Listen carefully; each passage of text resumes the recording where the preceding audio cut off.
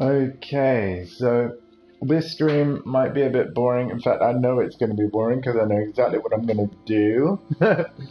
But first of all, I want to test something. But of course, I need somebody here to test it. Um, I'll be swapping between my PS4, um, seeing my PS4, and seeing the chat on the side there, and swapping the TV channel to look at my PC where I have Twitch channel settings open. So yeah, now that we're live, I'm just gonna see what I can see there. Um, Mute my PC speakers. Hello to whoever just tuned in. Please let me know if you are there with an emote. Basically, I'm testing if emo only mode is successfully on. It's not gonna stay on for the whole stream. Don't worry. But yeah, let's have a look. Okay, apparently it's still on.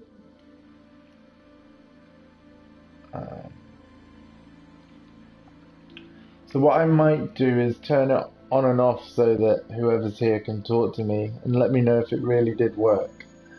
Because that'd be nice. Can you only send emails? So I'm literally gonna type to them.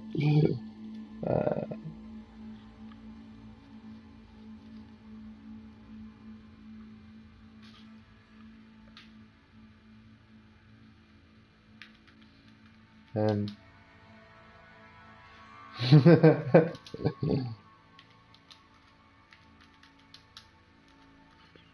oh yeah.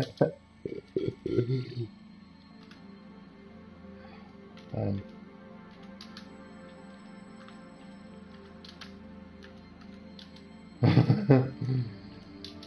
and type no for a no. That's brilliant.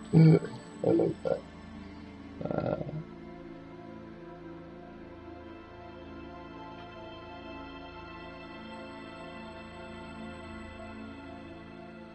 cool.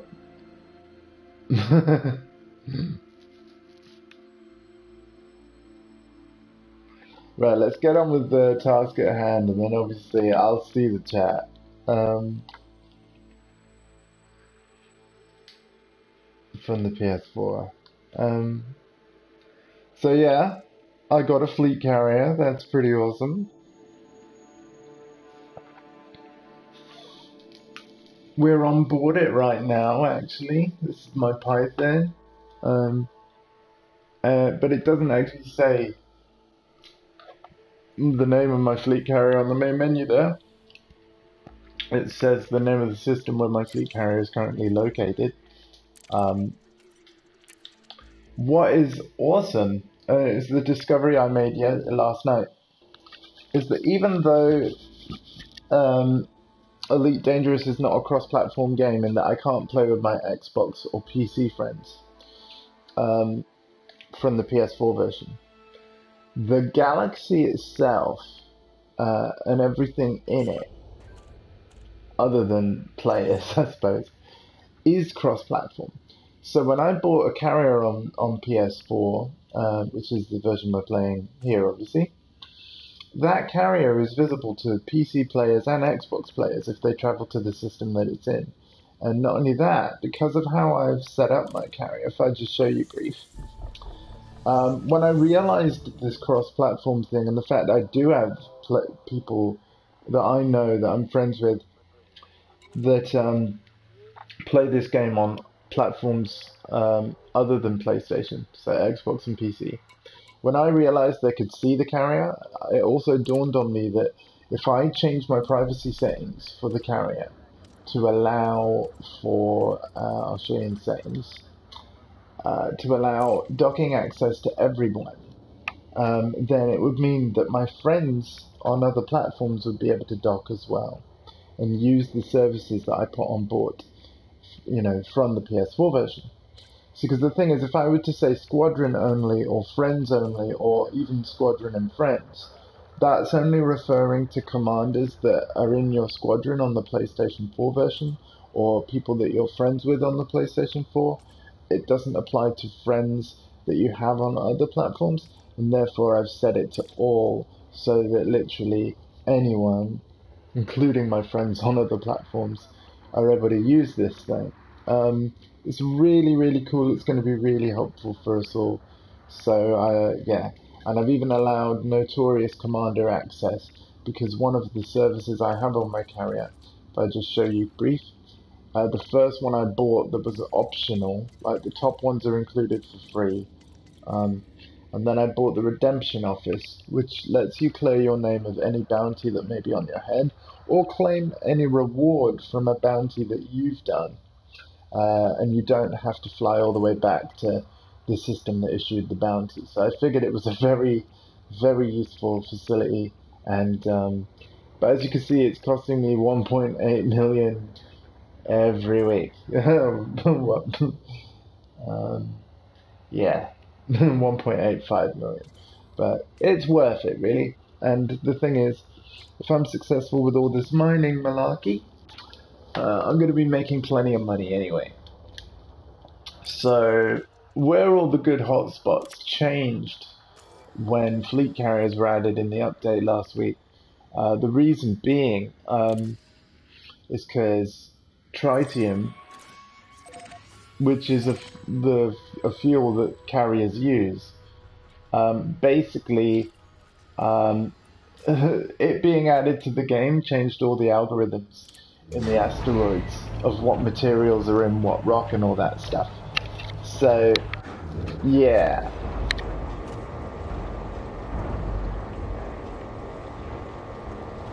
What that meant is that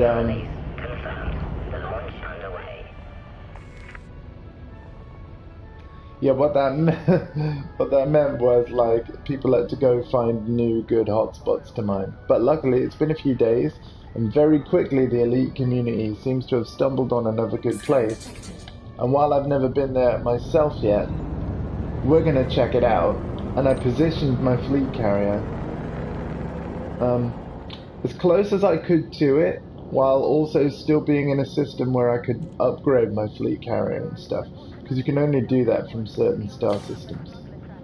I'm still mass locked. Of course. There we go. Shift drive charging. So yeah, this is potentially going to be a very boring stream, because mining is not very exciting to watch. But in a way, I want to give people the experience of how tedious it is by broadcasting it. In addition to using this stream to test things. So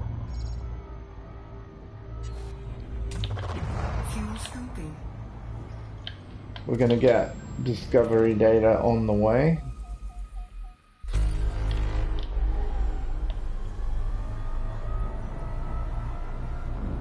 Not like 100% everything, but just the classic honk and go type strategy.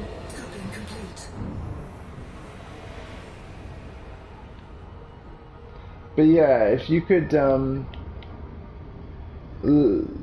like do what I said and send 2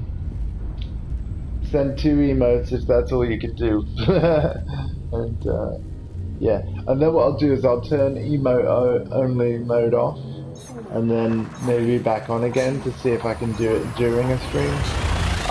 I have obviously streamed on Twitch before, but it's been a long time, and to be fair, modes like emote only I've never used before, but I really want to just understand how they work and whether they still work if I'm streaming from a PS4 directly like I am.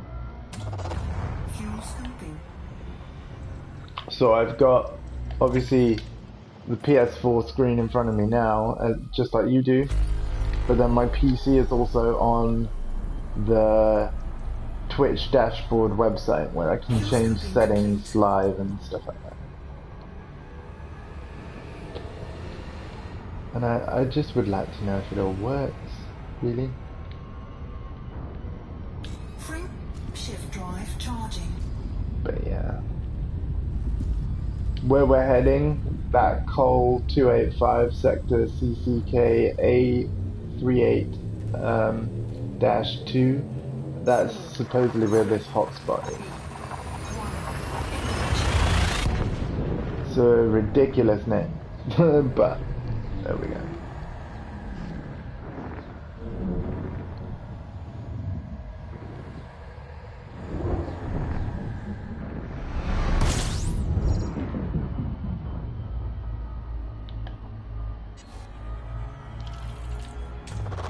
Fuel scooping.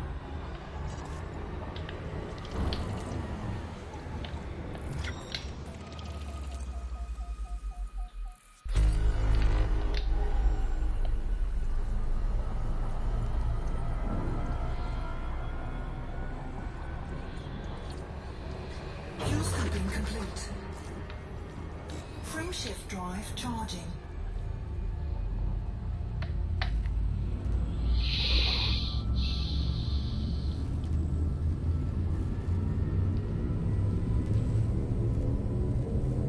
Four, three, two, one. Just one sec, actually, I'm gonna make a phone call, but I'll mute my mic.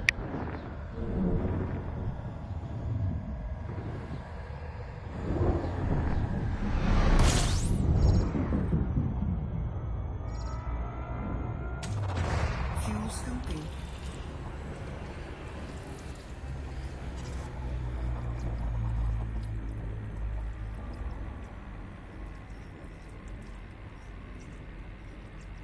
Fuel scooping complete.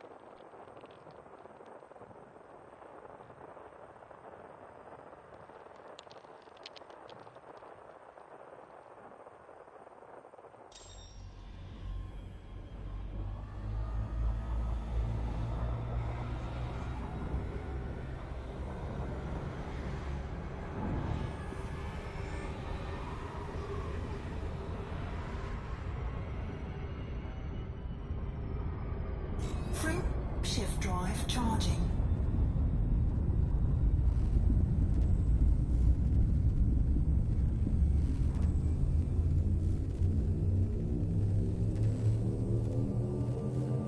Four, three, two, one.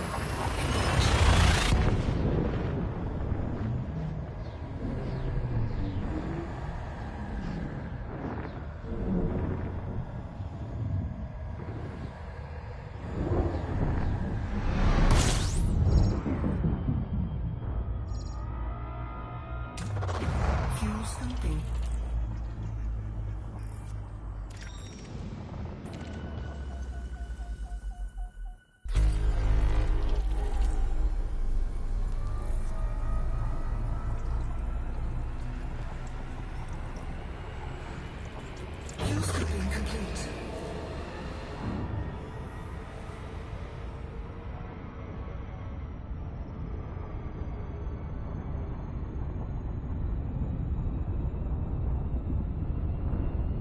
Frameshift drive charging.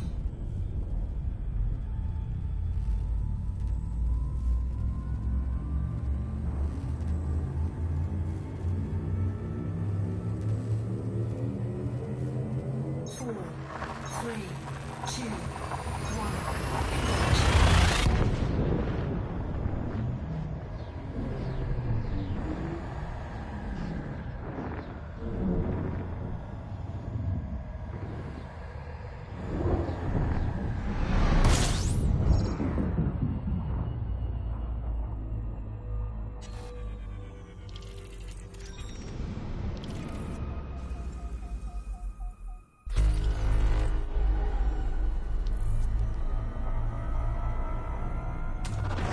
Fuel scooping.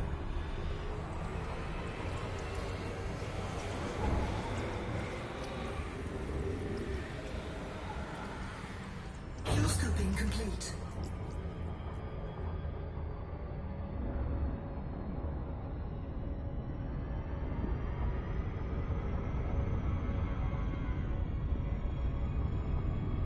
Frame shift drive charging.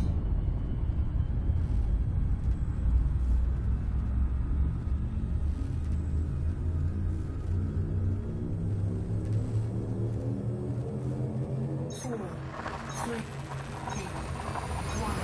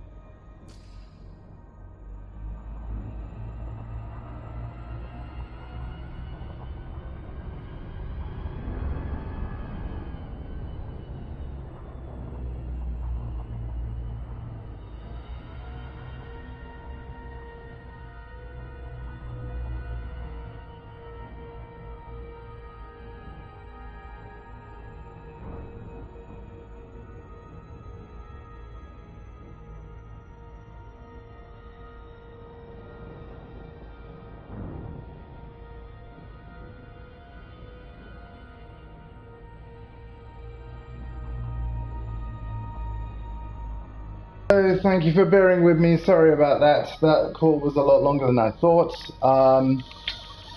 For those that are still here, right, I'm going to turn off the emo only thing, and then you can let me know if it really did work. I'm assuming it did, because all I've got is gobbledygook.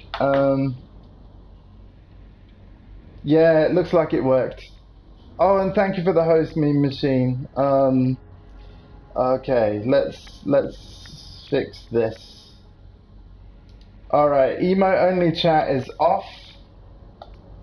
So I'd like to talk to you guys and ask a few questions, if that is cool. Right.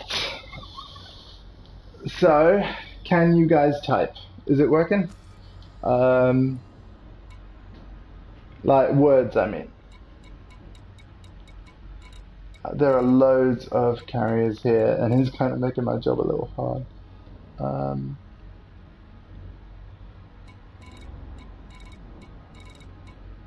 um, System map.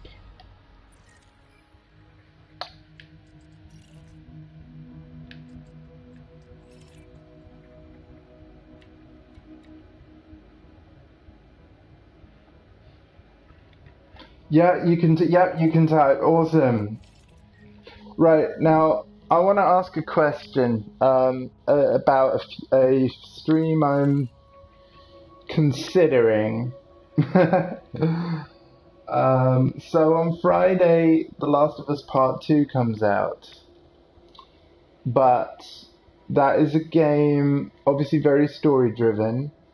To be honest, it's one of my most anticipated games um, of the year, and I really am looking forward to playing it.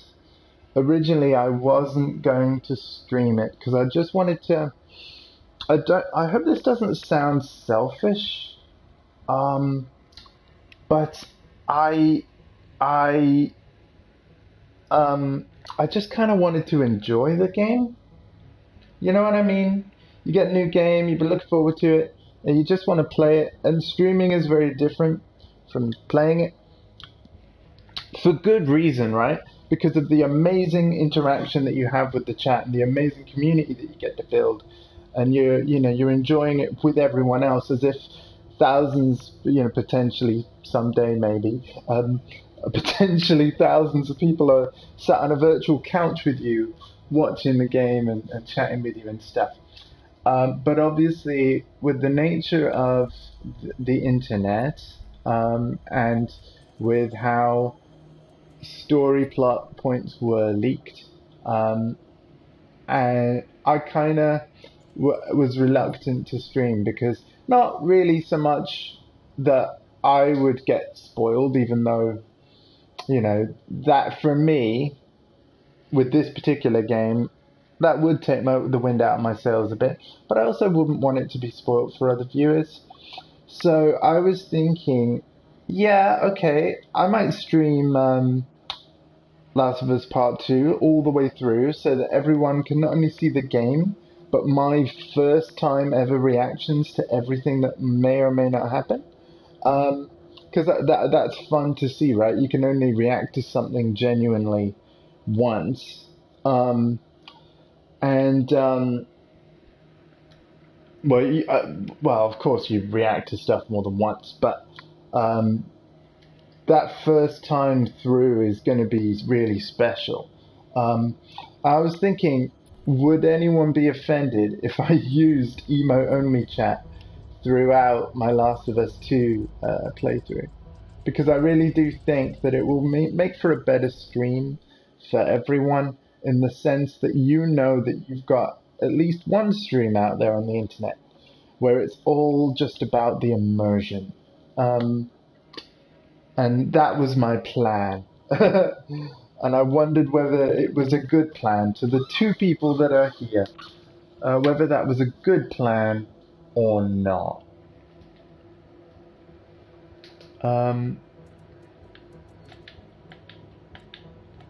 Hold on. Yeah, I want that 1B ring. That's the ring I need. So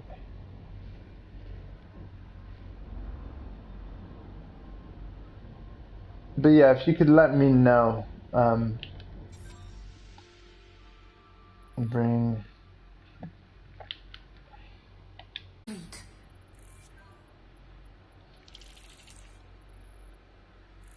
Oh, that's the 1B ring. Nice.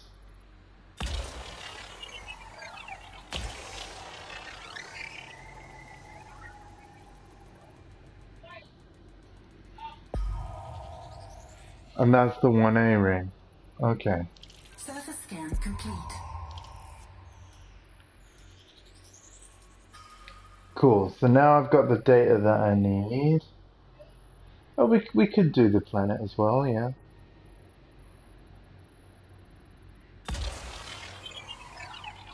Hello. Feel free to type in the chat.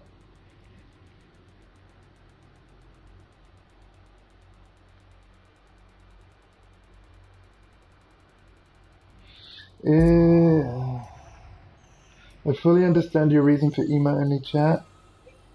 It would be great to fill in. I mean, obviously, I would make it clear in the title of the stream as well, right? And I would also, at the start of each day of streaming, because here's the thing, Friday's going to come around, I'm going to want to get up way earlier than usual, and I'm just going to want to start playing. And I'm probably not going to want to stop playing. So the other thing that will be different about this streams is that they may very well go on for the majority of the day, and therefore there will also be really awkward breaks while still live, because obviously nature's going to call at various points.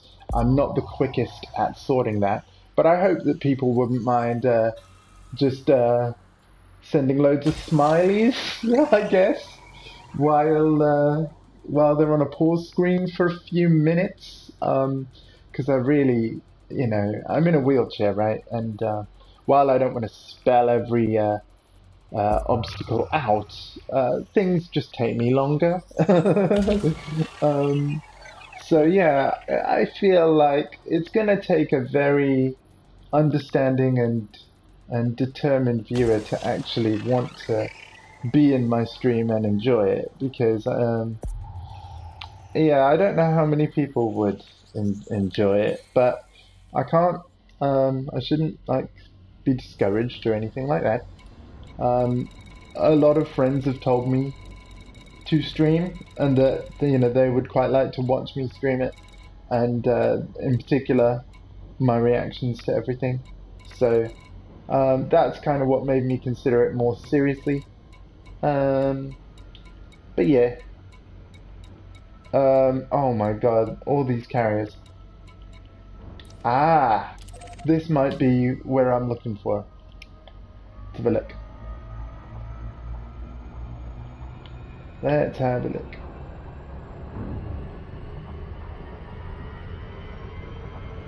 Let's see, low temperature diamonds, low temp diamonds. Yeah, this is the hotspot, alright.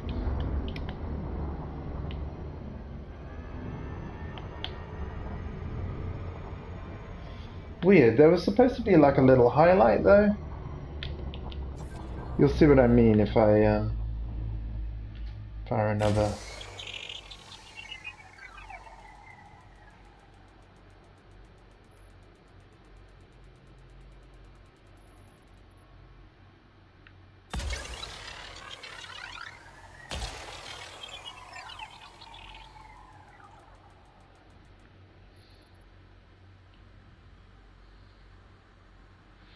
Am I really that far from the ring? Hang on.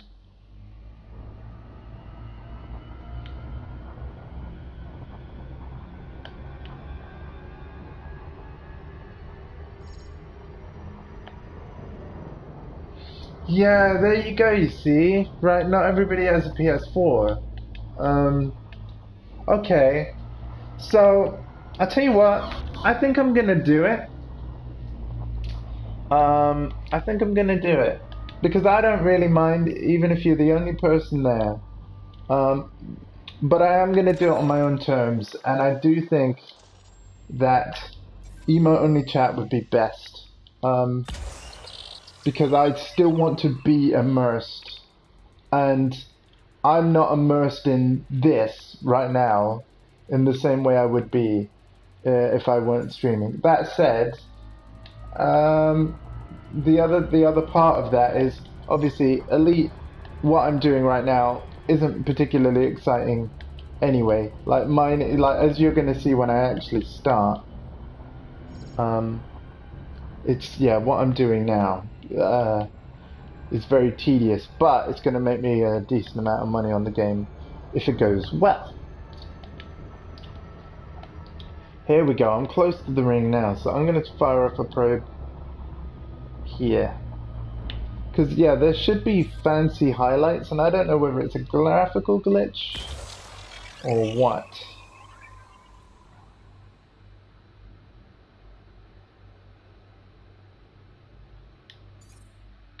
Yeah.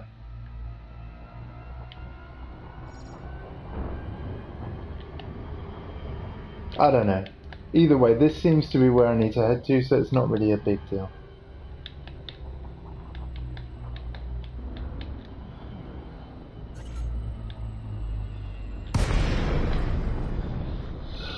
Alright, let's do some mining. So you really couldn't send any wordy messages at all when the emote chat was on, right?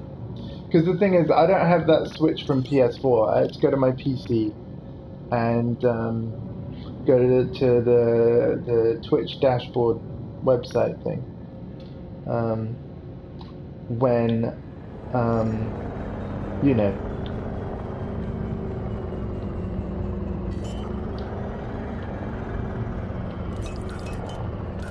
Landing gear deployed. Programming limpet drone. Cool. That's really good. That's really good. Data limpet engaged.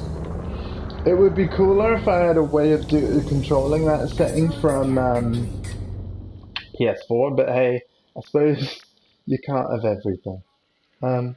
Right, we need our cargo scoop on. Already, this first rock I found is good. 21% made up of low temperature diamonds. That's the exact material that I want. Prepare to get bored. Programming limpet drone. So now we're going to talk about, I don't know, whatever really, just to make this less boring. But basically, the laser is mining the rock, and then little drones are flying out of my ship to collect the material that I'm after, and then they're bringing it to my ship and putting it in the cargo rack.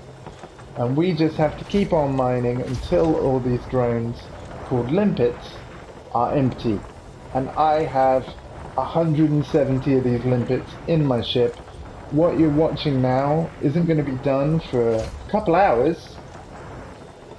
And we are literally going to just keep mining here until I run out of limpets. So, there we go. Oh, I don't need my landing gear. Okay, asteroid depleted. Let's put the landing gear. Oh, no, I know why I did the landing gear. I did the landing gear to slow it down, but yeah. The cargo scoop will achieve the same effect with the engines, so that's fine. So we'll wait for the limpets to finish collecting the diamonds in front of them. When we go to the inventory tab here, we can see we've got 2 tons of diamonds because everything's by the ton in this game. That, on a good day, they will sell for 1.6 million credits each. And if I fill this ship, you know, that's almost 200 million. So, yeah, we can we can earn a pretty penny because at the minute I'm only sitting at 40 million credits. And yeah, so it would be a nice jump in the finances, but bear in mind I just spent 5 billion credits on a fleet carrier because they were just added last week. So yeah.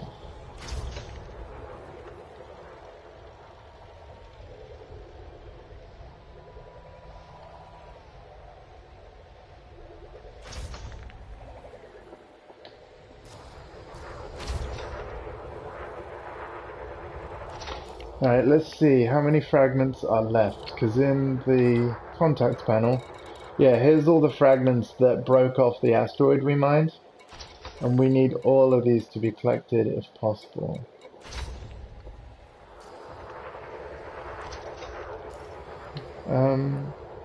Just one sec.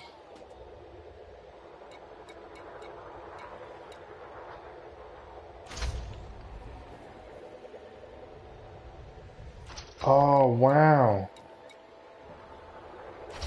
That's why it's slower. I've only got one Collector Limpet controller. I need two.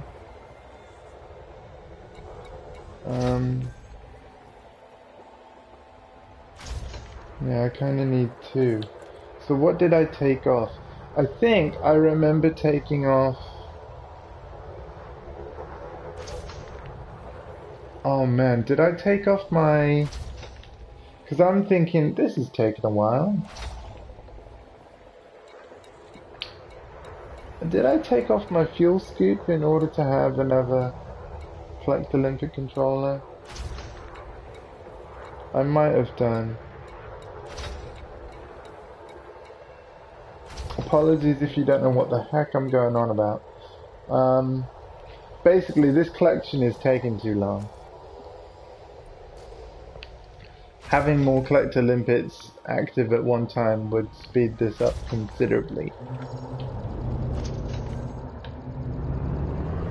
But every ship can only have so many modules on it. So if I wanted a second Collector Limpet controller, I would have to give up something. I think it might have been the fuel scoop. Which would be fine. We'd be able to get away with that because we're not too far away.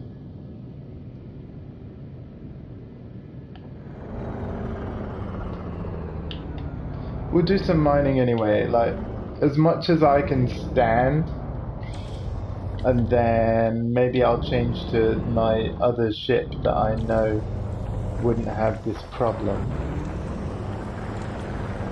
Although I'm kind of tempted to already do that.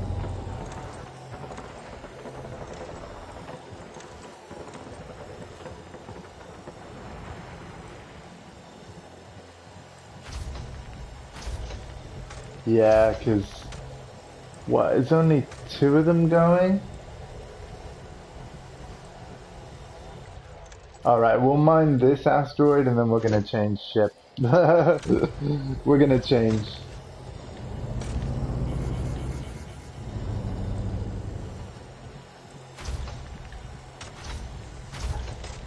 What I'll do is I'll fly back to my carrier where all my other ships are on board. Does mean you get to see my fleet carrier, so that'd be cool. Yeah, let's do that. We need to do this quicker, so.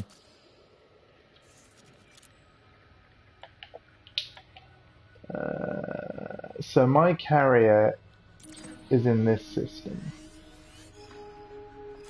Not very far. Well, 100 light years away. How many ships do I have? Like 10 or 11, because unlike the majority of players I would imagine, I've never sold one, even if I'm not using it anymore. I kind of liked treating my journey on this game as like, I started with this, then when I had enough credits I upgraded to this, and then this, and this, and this. And the thing, what's really good about this game is that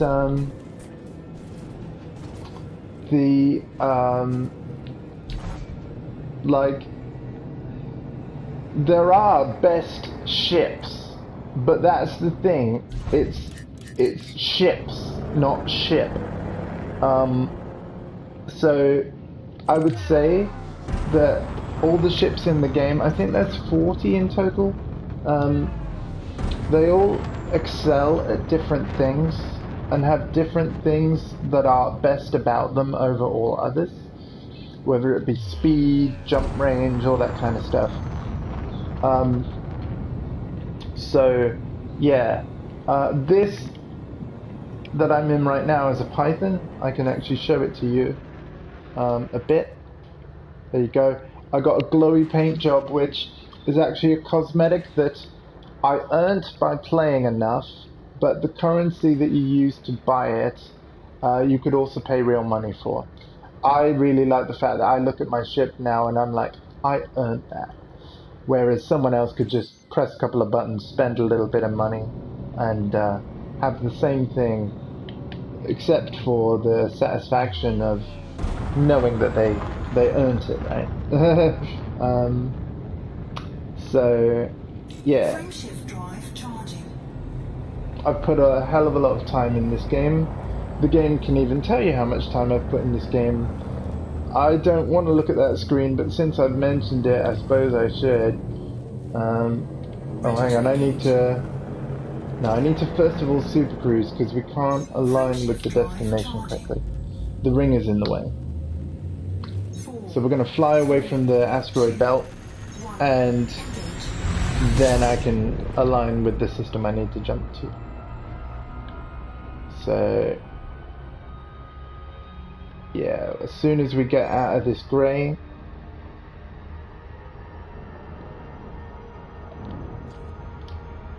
let's see. Yeah, we should be fine now. Line up with our jump. Now, carrier's 7 jumps away, so you're going to hear this 7 times. Frameshift drive charging.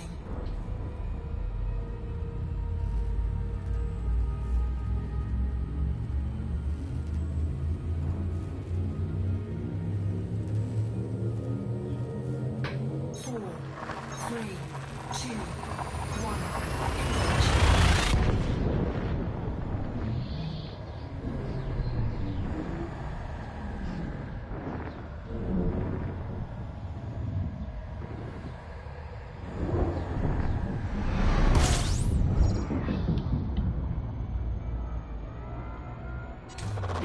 Fuel scoping.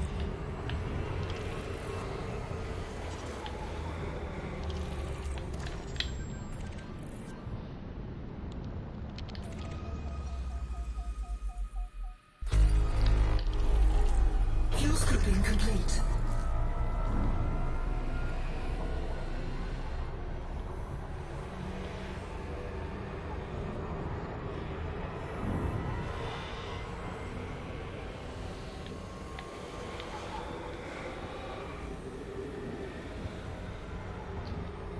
Frameshift drive charging.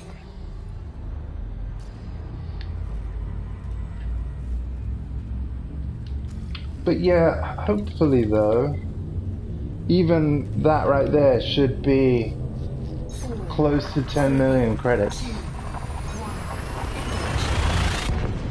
1. There would be a website like that basically someone in the community made, where you can check all the sale prices at all the stations in the galaxy and see what the best sell price for the whatever you've mined is, and where that's located. So the idea is you do a bunch of mining and then you check their website for the best sell price at that current time, fly there, make your sale, enjoy the money. That's how I was able to get 5 billion credits for the fleet carrier in about a month of play, and I wasn't even playing all day every day or anything like that. Typically, I want to say I probably did, it still was a lot of time, so you know, I'm going to tell you how long and you're probably going to go, oh my god, right? But yeah, I probably played about 6 hours a day or so, 6 to 8 hours a day, for about a month. I didn't actually do every day, maybe like once or twice a week, you know, just as much as my sanity allowed. This has been a very long lockdown, and I've been very bored. And to be fair, this is a great game where you can just put it on and do stuff, and you don't really have to think too much. It's like it's a very complicated game with a lot of controls and there's a lot to it. But it's one of those games where when you know how to do whatever you want to do, be it combat, trading, mining, exploration, when you know how all those systems work, you just get on and do it. And it's just a cool game, right? I like Frameshift drive being in my charging. ship and exploring space. I really wish it had VR support on PS4. It does on the PC. I've just made a little rookie mistake there. I'll explain that in a minute. 2, 1. So when you charge your frameshift drive, obviously the temperature of your ship goes up. And I basically was charging my frameshift drive that's doing this, that allows me to jump from system to system far too close to a star, right? Because obviously the star is heating my ship up as I fly past. Fuel scooping. And yeah, I need to make sure that I'm sufficiently far enough away. Oh, I forgot to do my discovery thing. Hang on. So yeah, if I want to collect discovery stuff. Oh, Hello? hi, are you alright? Yeah, I'm alright. Cool. Why are you twitching? Yeah, I am. So I'll get off. that's fine. But yeah, everyone heard that. Well, all of 2 people. So it's not like there's loads. But I'm 3 jumps away from my carrier. I'm gonna change ship. So because this one doesn't have enough collector limpets. That hotspot though is fine. Yeah. I'm much farther in now. 2. Yeah. Well, I thought I might as well get some mining done, but by streaming it, I've got people to talk to, so it's less boring. Yeah. So, yeah. I'll let you get back to that. Alright, see ya. later. Ah.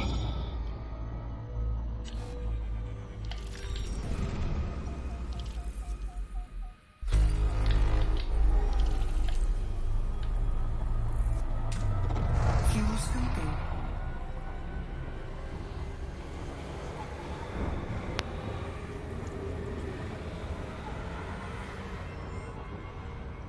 Fuel scooping complete. Hey, Kaylee! How's it going? Thank you for joining. Charging. Because honestly, it makes this a lot less boring. I'm really glad you're here, because basically, I've just done a tiny bit of mining. We're literally a few jumps away from my carrier, so you're about to see it. I'm going to land on it, and I'm going to change to a different ship, because it's just better at mining than this one.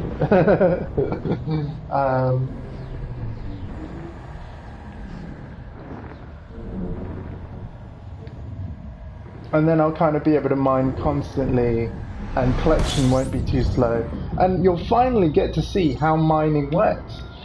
You definitely will be able to do it, Kaylee. Definitely. And you'll be able to make a heck of a lot of money if you do. System scan complete. And as I was saying in that Facebook group that we made, since I know you personally and stuff, the fleet carrier where it is now is as close as it can be to this hotspot, while still being able for me to fit upgrades like universal cartographics and stuff to it. When I have the money to do that, because as I can show you, I don't have the money right now. We're going to earn the money in this live stream. But yes, this is the system where my carrier is. 3, 2, 1. Let's go see it.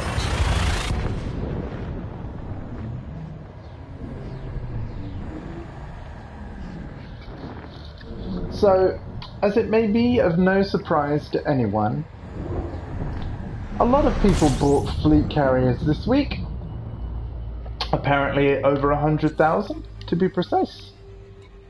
And while you can't have that many carriers in a system at any one time, there are limits. There should be quite a few here. Here's mine. Bridge House. We are gonna go and land on it. Fun fact, so I used to live in Farnham in Surrey, and the house that we lived in, I lived in for 28 years, and right next to the house was like a little railway bridge that basically the road goes over, right? So cars went over the bridge and you would cross a railway that was underneath. And Bridge House was never officially part of the address. But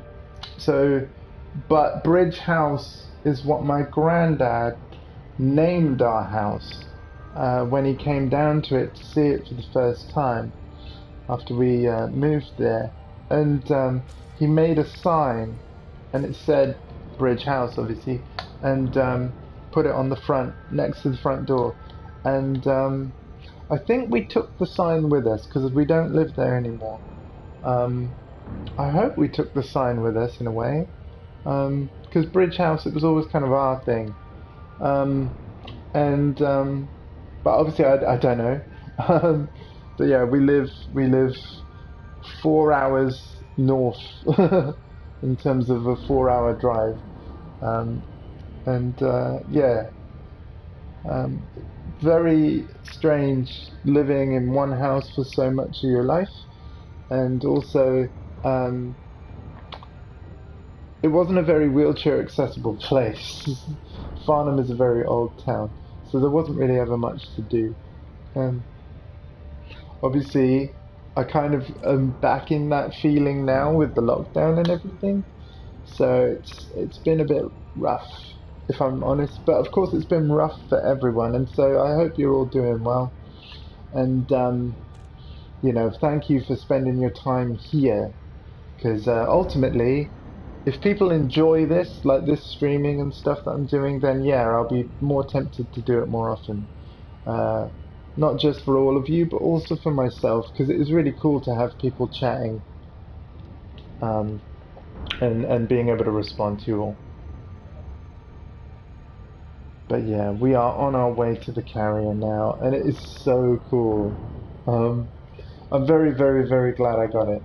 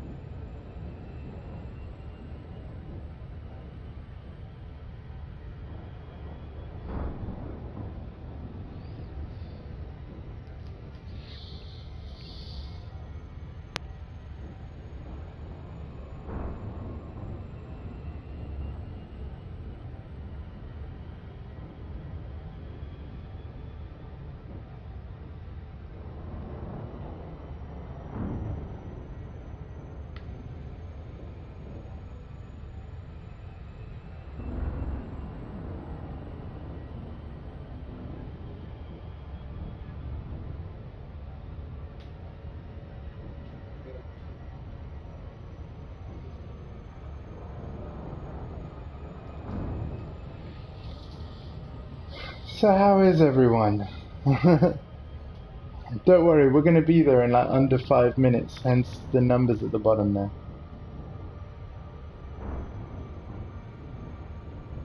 Because the ship is still speeding up at the moment, so yeah, we're going to be there in just a few minutes.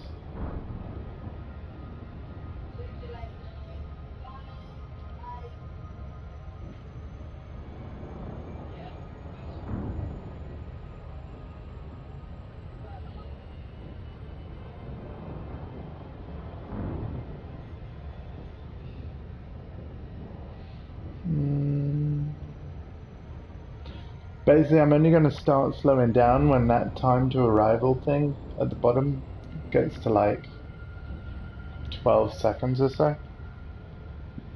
Otherwise, we would shoot straight past it, and we don't want to do that. I don't have Super Cruise Assist on this ship, so I have to manually fly. But I like that.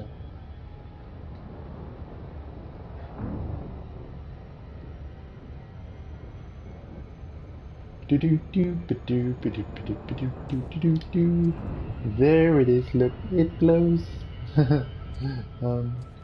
That's me, apparently. Oh, you can actually hardly see me because I'm too close to the TV. Sorry about that. Yeah.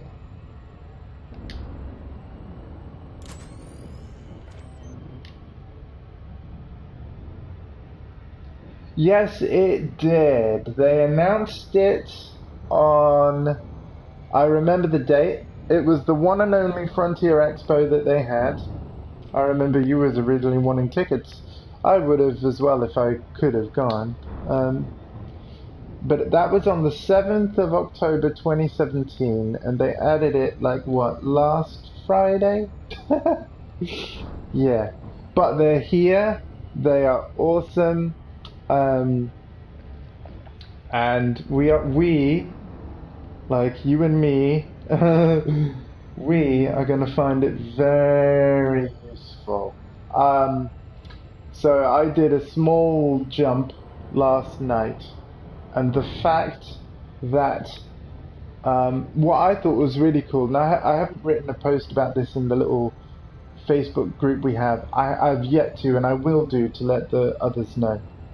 But what was awesome is, because I have this game on multiple platforms, even though Elite is not a cross-platform game and that I can't see my Xbox friends on PlayStation, before I made the jump last night, I flew my ship on Xbox to where the system where the fleet carrier is, and sure enough, the fleet carrier that I bought on PS4 was visible and landable even on the Xbox version. So I landed my Xbox ship on the carrier, then I went back off the Xbox version onto the PS4 version where I have control of the carrier and where it is. I told the carrier to jump from the system where it was to where it is now. I logged off. I went back on the Xbox version. My Xbox ship was still on the carrier, but of course, because the carrier had moved, my Xbox ship was in a completely different area of space that it would not have been able to jump to on its own because the jump drive wasn't good enough to get there. And I'm like, wow, I can literally use my fleet carrier like a long-range taxi for players. And so if there's anywhere that you need to go, like, think of it this way. If you need to do some engineering, right, and you need to actually, like, the remote engineering isn't good enough, you want to actually go to the engineer because you have more plans there, I'm going to shorten those journeys, like, you know? So the reason why we have that, I made that Facebook chat group, it wasn't just to let people know what I was doing with the carrier and spam people with messages, because honestly that won't happen very often, especially once I've got all the upgrades. Because obviously when I get each upgrade for the carrier, I want to let everyone know. And then after that, here it is, by the way. Here it is. Here it is. Here is Bridge House. I don't know how well you'll see it.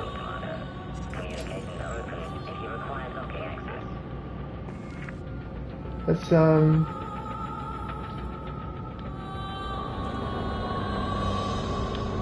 okay, we're kind of looking at it upside down. There we go. That's the right way up.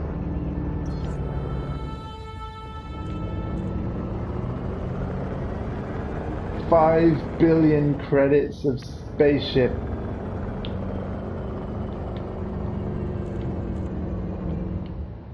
She is Scan detected. magnificent.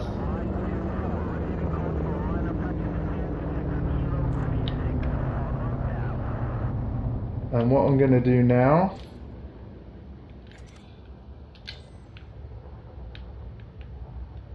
there you go, here's the front. And we're just going to do a quick flyover before I land on it. Okay? We're going to do it this way so you see all the landing pads. Okay.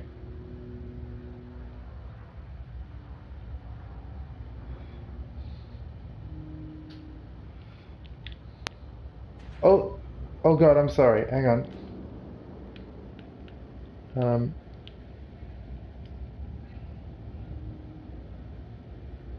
This thing is huge.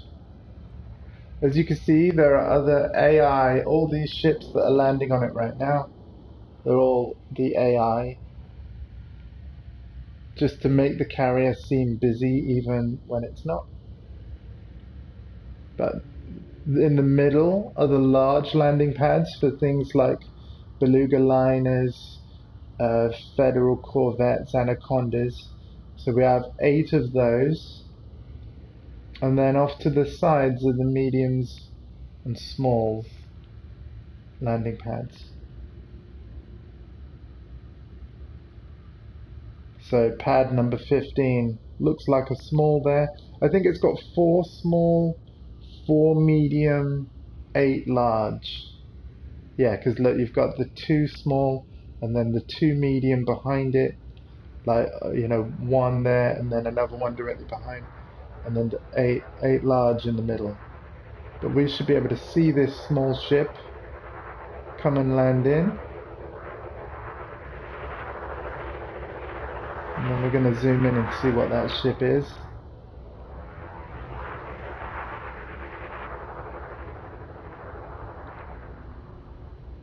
Looks like a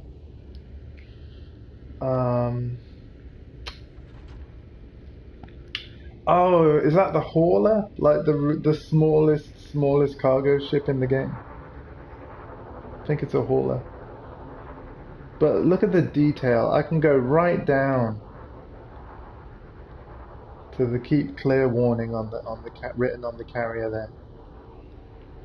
And we can see there is a pilot there. Alright, it's time for me to land, I think, and actually get into my mining ship. So, just like a station, bridge house is selected, request docking. Docking request accepted. You are welcome to approach, Commander. Accepted. So if you have a docking computer, don't worry about crashing into the carrier. Like, docking computer takes care of landing.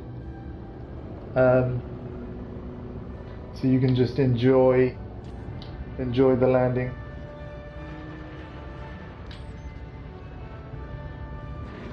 The way it lands is really cool. I think what it does is, yeah, it lets you see the whole bottom.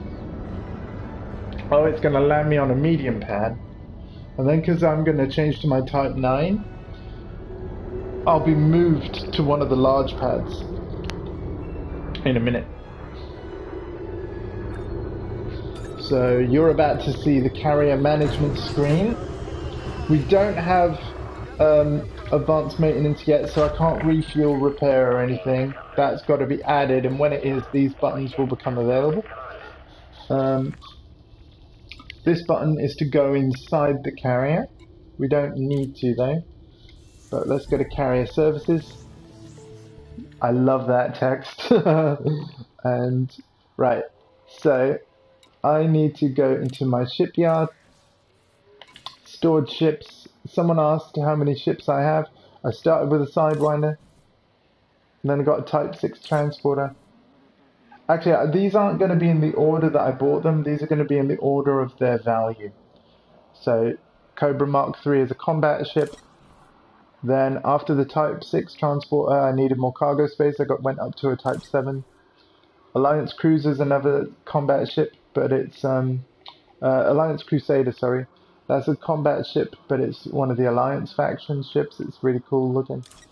The Asp Explorer's probably got the longest jump range out of all the ships I have. So really proud of that thing. It's a good exploration vessel. The Mamba's the fastest ship in the game. And then the Type 9 Heavy is what we're going to be changing into, but I'll show you what else I got. The Beluga Liner is a passenger ship. Very good if you want to get easy, extremely easy and decent money. I'm not saying it's anywhere near as decent as mining money, but it's still alright. And then the Federal Corvette, which is the strongest Federal combat vessel in the game. And it's incredibly large, and it's got a lot of modules on it. And it took a lot of gameplay to earn that ship, because not only do you need the money, you need to get to the right Federal rank in the game in terms of your reputation as a pilot before you are even allowed to buy that ship, even if you have enough money to pay for it. So anyway, we're going to go with the Type 9 Heavy, because I have changed my Type 9 into a Type Mine, if you will, by changing the modules that are on this ship to be optimized for decent mining.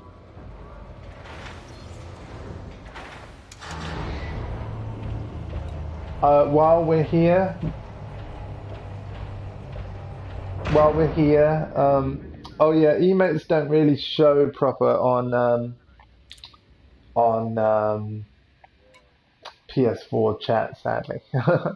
Hopefully PS5, we can hope. But yeah, let me show you the carrier management screen. As a carrier owner, I'll have access to it. In fact, anyone that visits the carrier can get this screen, but you won't have access to the same screens that I would do, since I'm the owner of the thing. So we've got the summary, which gives me a breakdown of how much storage I'm using and what kind of services are available. You'll be able to see this so that you'll know what you can do here. The list of stuff you'll be able to do here is going to grow, I promise. Navigation, this is where I can see how much fuel I have on the carrier at the moment, because it uses a different type of fuel called tritium. You can see that my fuel tank is less than half full, but my jump range is still full range at 500 light years. And this is where I can open the galaxy map. I can pick any direction 500 light years away, and I can just plot a jump. And that one jump will cover that whole distance, and then when we arrive, after a few minutes, we can do another jump and another jump, as long as there's enough fuel there. Then the budget screen. This is important. This is really important. This is the screen where I can put in my own money, or as the carrier owner, I'm allowed to take out money that I've put into the carrier to use for whatever I want. But because the carrier is costing me literally millions every week just to exist, because they call it, they're going to need to do a bit of hull maintenance, because I did a jump and that damages the hull. Like, every jump does a little bit of damage to the carrier because jumps are so insane in this. And then basically they simulate it like, well, when you're not on board, you employ a crew that manage your carrier and all of its services for you. Those crew members need to get paid, and that's where the other costs come in. It's all kind of automatic though, as long as so basically the game tells you how much your carrier is going to cost every week, and as long as you've got enough budget put into the carrier balance, it just takes care of itself every Thursday when they do their server kind of weekly uptick type thing. So I don't have to worry about it. I've essentially dumped, it was actually 150 million credits. Now that 1 week has passed, it's now sitting at 144 million. But every single week it's going to take almost 7 million out of that 144 until there's none left. So basically, I've got to put more money in to the carrier balance before it reaches zero. And I absolutely will, because I'm going to make several hundred million before this carrier runs out. Um, so basically, you guys don't need to worry about the budget. I'm going to keep it in the black. So yeah, but as you can see with the current settings, I've assigned 69% of the carrier's budget to cover the costs of the weekly upkeep. And I can change that percentage from this screen.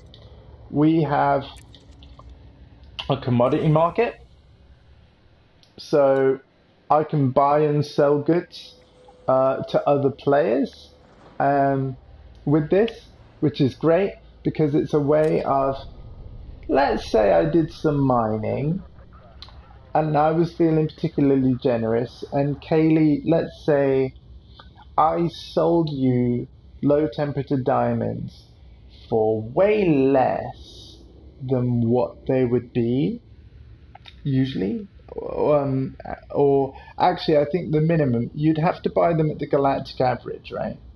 But then you could take them to a station that would pay like triple, and then you would be able to make a ton of money um, just off of the diamonds that I sold you from the carrier, and you wouldn't have to do any of the mining that I did. However, like I said, I think you can do the mining. It is tedious and stuff, but kind of just like a long range passenger mission, the payoff for taking the time to do it is massive. So yeah. And then this screen here, this is the upgrade, carrier upgrade screen really.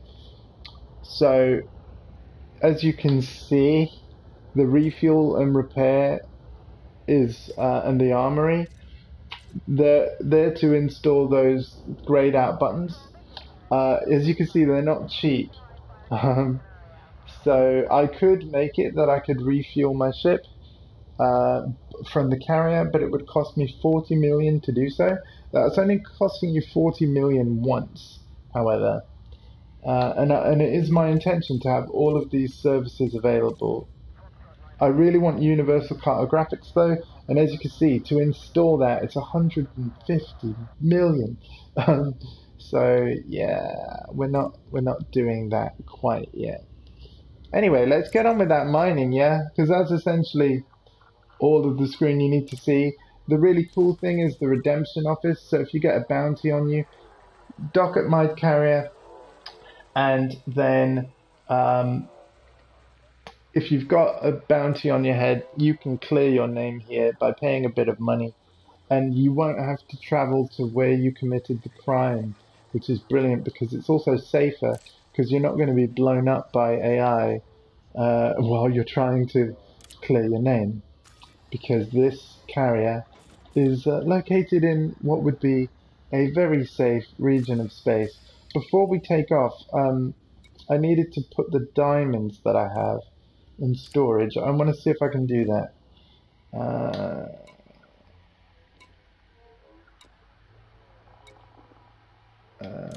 I think I do that from the ship actually. I think I go like this. Um,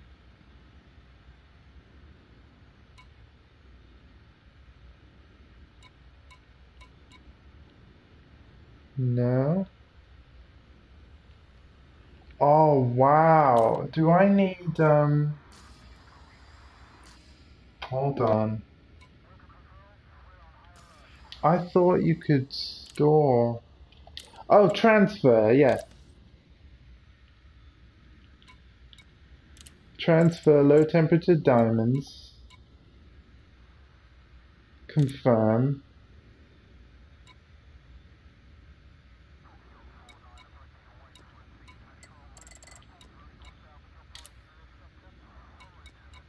Transfer to carrier.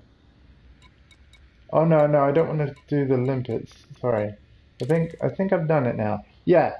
Cool. So now my diamonds are on the carrier.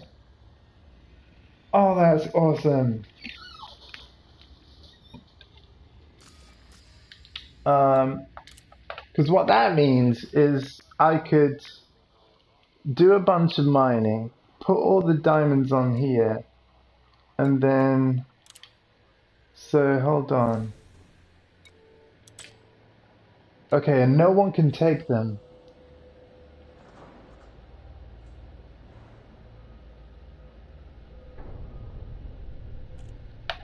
No worries, thank you for stopping by. Cool, no one can take them because I haven't listed them on the market. But they are still on here, so they're safe. Oh, that is great. So I can do a bunch of mining, store them on here, then move the whole carrier and all the diamonds that are on here at the same time, and then sell them all. Oh, this is going to be good. This is going to be really good. Let's do a bit of that mining. And Kaylee, you'll be able to watch this back on a replay or something, you know? So no worries that you have to go. Thanks for stopping by.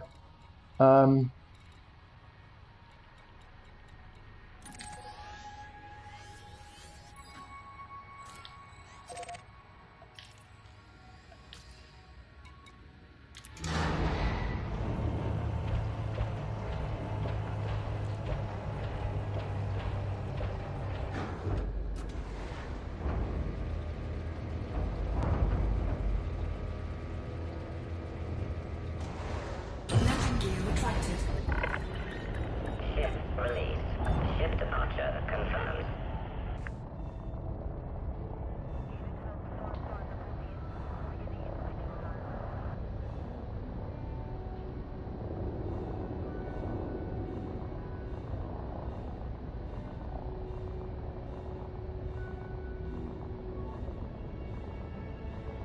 Scan detected.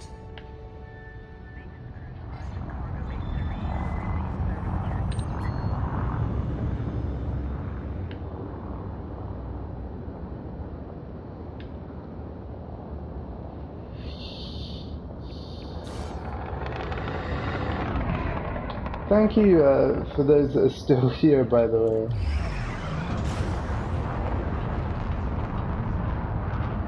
I appreciate it. Frameshift drive charging.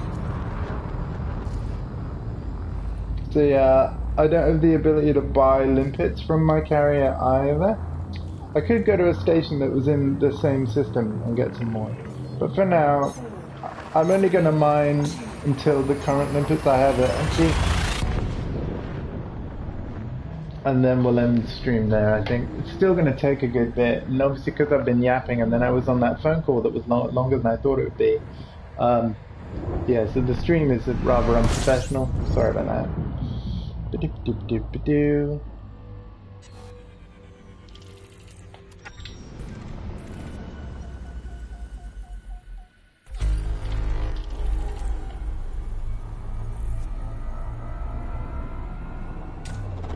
Fuel scooping.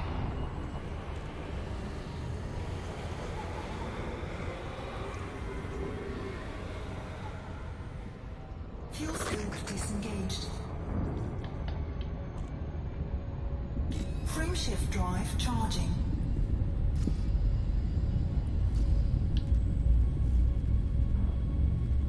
Oh wow, only 5 jumps away. Oh, it's because there's less... Yeah. My ship isn't as heavy because there's less cargo there. That makes sense. 2, 1.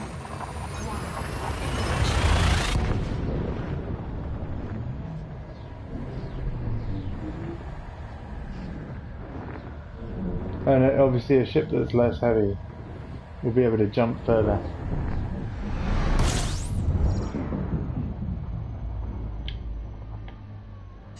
System scan complete. Fuel scooping. We're still gonna do discovery scan, I think.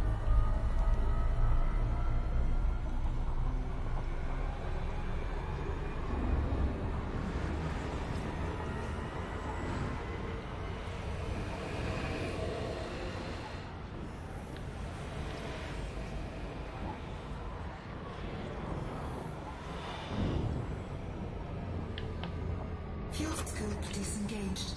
Frameshift drive charging.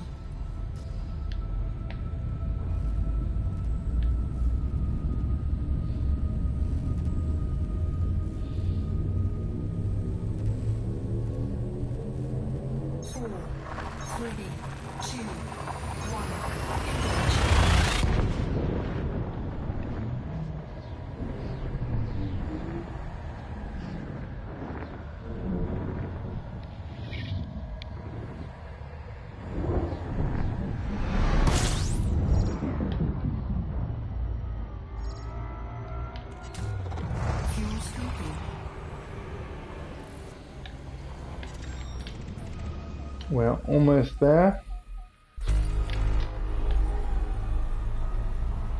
Are we like... Oh, 3 jumps away. Cool.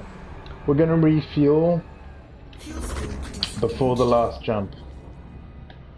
Or actually no, we'll refuel after the last jump.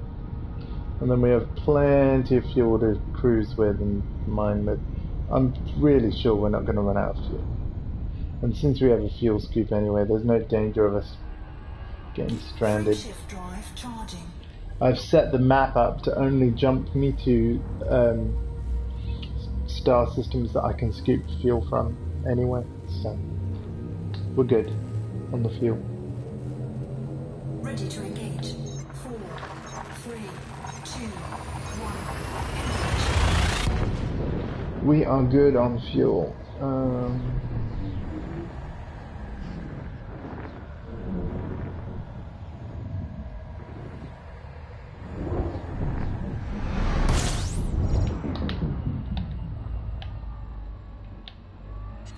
System scan complete.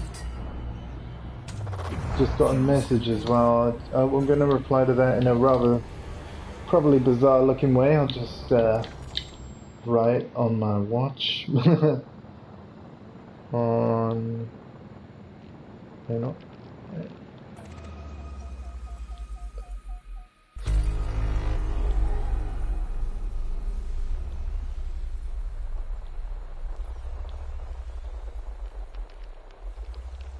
Oh man, I'm really bad at this.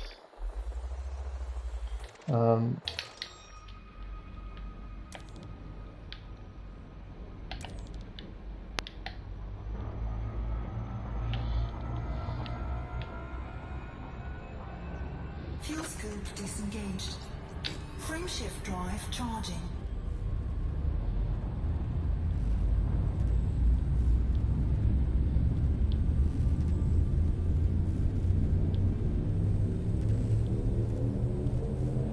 On Twitch. There we go.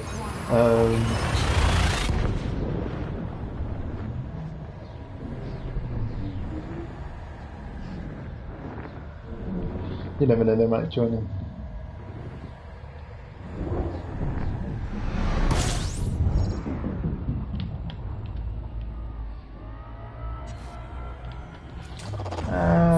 Right, yeah, so the next jump is where I'll do a full fuel scoop.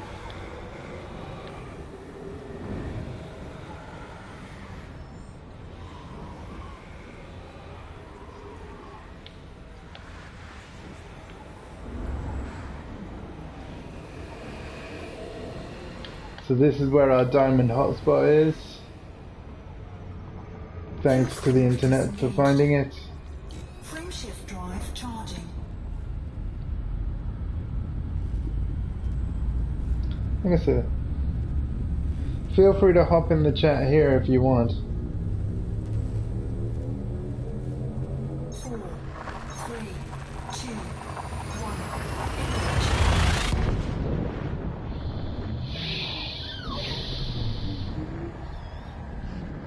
1. There we go, I used voice dictation that time. I got an Apple Watch I sent the message with. Comes in very handy. Oh wow, that's not a star I can scoop from. Oh well.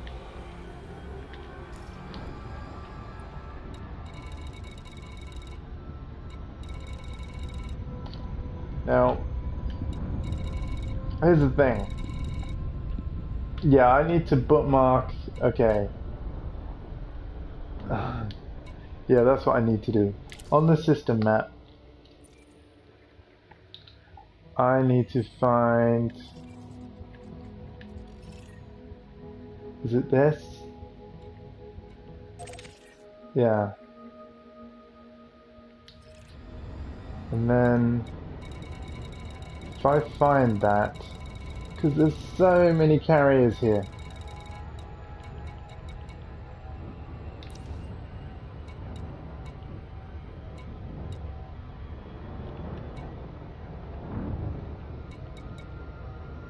Super Cruiser System orbit. Yeah, I will say that Fleet Carriers has made like it. It's a brilliant update. I'm glad I got one. It was a big investment. It was a lot of work, and actually being able to buy one, I think, has made that was the goal. You know, that's what's so gratifying about it. You know, the fact that I'm a fleet carrier owner on day one is huge.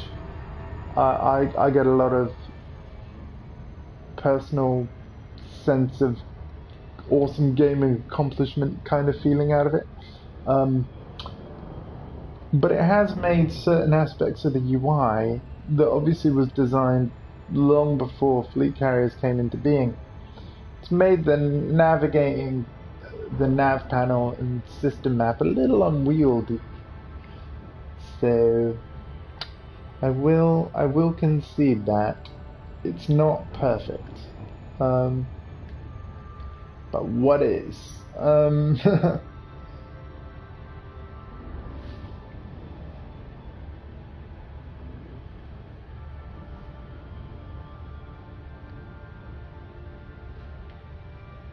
Cool, I got a thumbs up, so we might see someone appear in the chat in a minute. We might not. Hope so.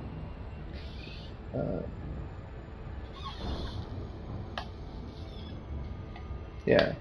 Thanks to the feedback earlier by someone who, if you're still watching, thank you. You know what? I've decided I am going to stream Last of Us.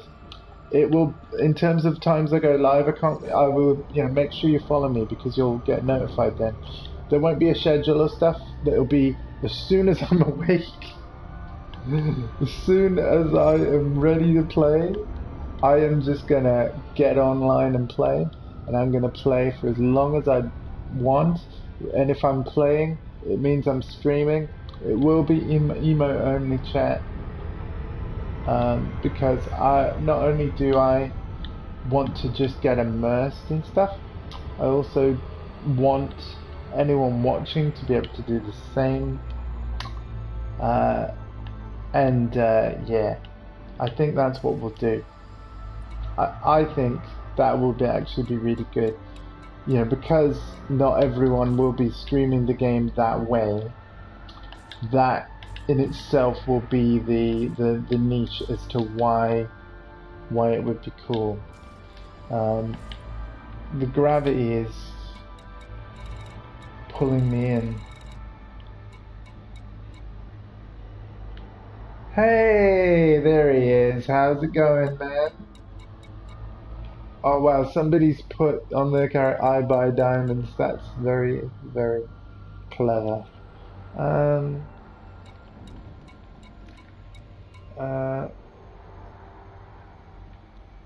We buy low temperature diamonds, max price. Oh wow, everybody's getting on the low temperature diamond hype train. Much like myself, I don't plan to sell to them though. I'm gonna collect my own. Well, I mean, I suppose the idea is that if I collect my own, I can sell to them. We'll see, right? If they can offer me a better price than certain stations, maybe we'll talk. We got to finish the mining though first. And here is where we're going to do it. So yeah, I gotta be honest with you, hardcore. You might find this game boring and repetitive. It is incredibly sci-fi though. This is my spaceship. This particular one, I've kitted out purely for the purpose of making money by shooting lasers at rocks. It's exactly what we're going to do in this stream. Then after that, I am going to fly to my newly purchased fleet carrier, which looks amazing, and store all the diamonds on there, and then we're going to sell them later. That won't be part of this stream because I will do my market research online basically. Integrity compromised. I went in there way too fast. Um, I'll do my market research of what the best prices are. Although it seems, going by the name of a lot of those fleet carriers there, that players themselves are having a little bit of a price war, which is really exciting, right? Obviously, players are trying to get me to sell stuff to them so that I'm doing business with them, and they may offer me more competitive prices compared to a different player in order to have my business. So this is actually the really interesting part. Yeah.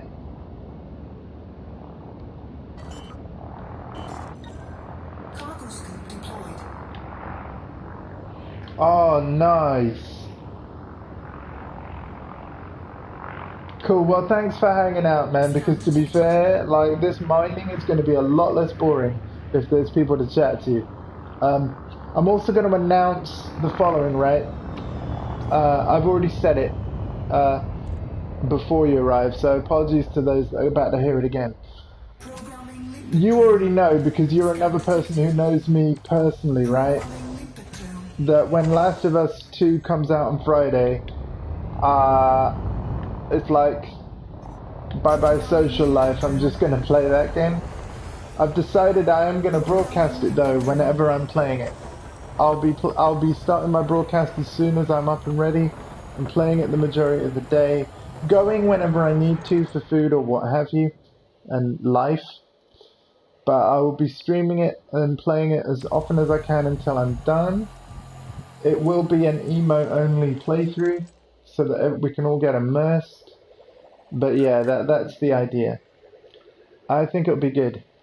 And if people don't mind emote only, just so that we can all avoid the spoilers and internet trolls and just enjoy the game for what it is, then, you know, if that sounds good to you to have a stream where not only do you see the game, but you see my first reactions to everything, yeah, if you'd enjoy that, I'll see you on Friday morning. I don't know what time it'll be as soon as I'm ready. I'm thinking I'll probably get up for about 9 in the morning. And as soon as I'm ready, I'll head in here, I'll turn the PlayStation on, I'll get the stream going, and we'll just go. And we'll just keep going until I have to go. And then if I'm not done with the game, which I'm sure I won't be in a day. Do you know what I forgot to do? Programming limpet drone. I didn't prospect the rock. This is mining school 101. I'm forgetting the basics because I'm talking. Oh, the asteroid's already depleted.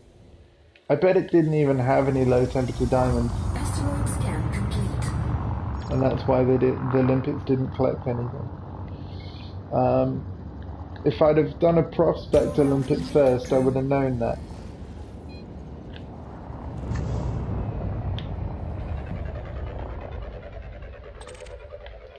So let's see what this prospector brings up. We want low temperature diamonds. Prospector limpet engaged. Nothing there. Oh, do you know what? I reckon it's getting in the area too fast.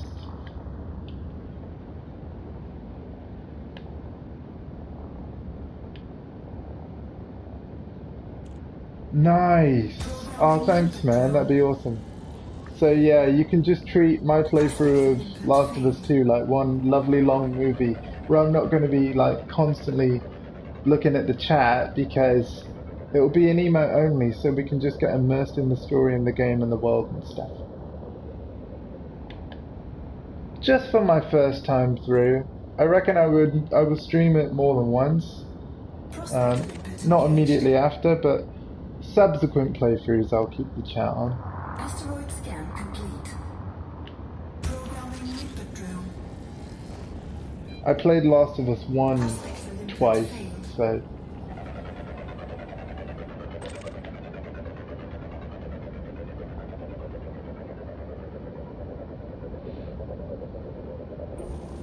Prospector limpet yeah, engaged. I kind of feel like the fact that I came into the area way too fast It's put me kind of a bit off course with the hotspot. As you can see, the hotspot's like 98 kilometers away.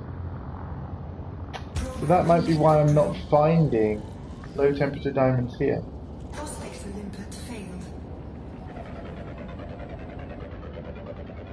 We'll fire off a few more, but if we keep getting more no-shows, Prospector limpet engaged. then yeah, I need to... Asteroid scan. I should have been more careful with my approach. Retracted. Let's head towards that hotspot. Because we're obviously not there, right?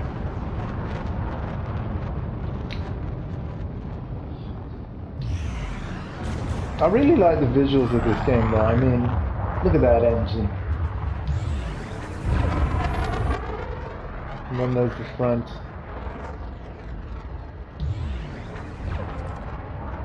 Then I actually can control the camera freeform as well. I can hide the HUD.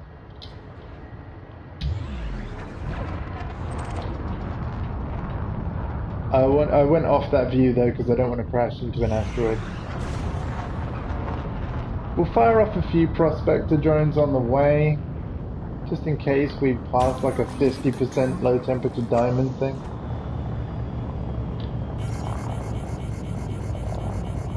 Oh, I went too fast. I literally broke the drone. Programming limpet drone. There we go, let's see what it's got. Prospector limpet engaged. Yeah, no low temperature diamonds. I really should have been more careful on my approach. I really should have been more careful. I'm almost tempted to super cruise away and then reapproach. So let's head up till we're no longer mass locked, and then do that again. Because we're coming up empty here, and time is money, and we're not getting any money.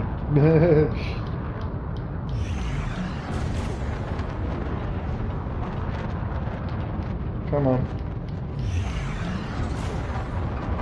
Get away from the rocks. There we go. Comply. Oh yeah. Put the mining lasers away. Frameshift drive charging. Okay.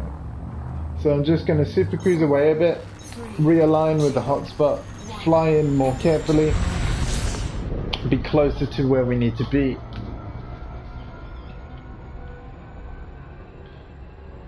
Okay. So we should see us flying away from the asteroid field there. Now I know we were close, but oh wow, I can turn my lights on and off. Nice.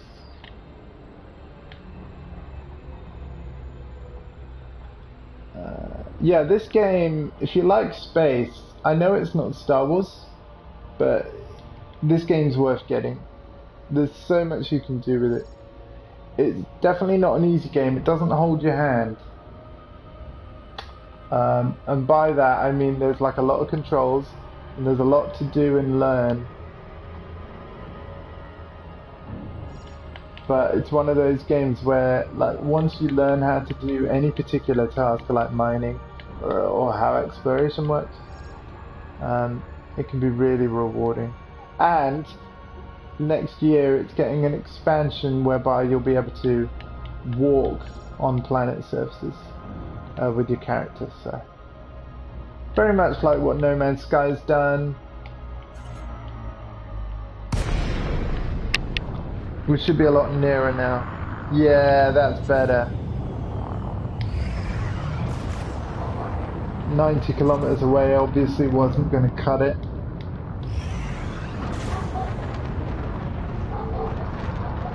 Let's get the cargo scoop out to slow the ship down. See, that's how I should have approached. Do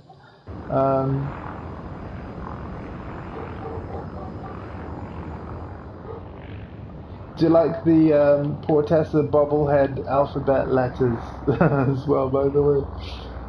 Yes, I had to buy those. They do hologram letters now. I really want those.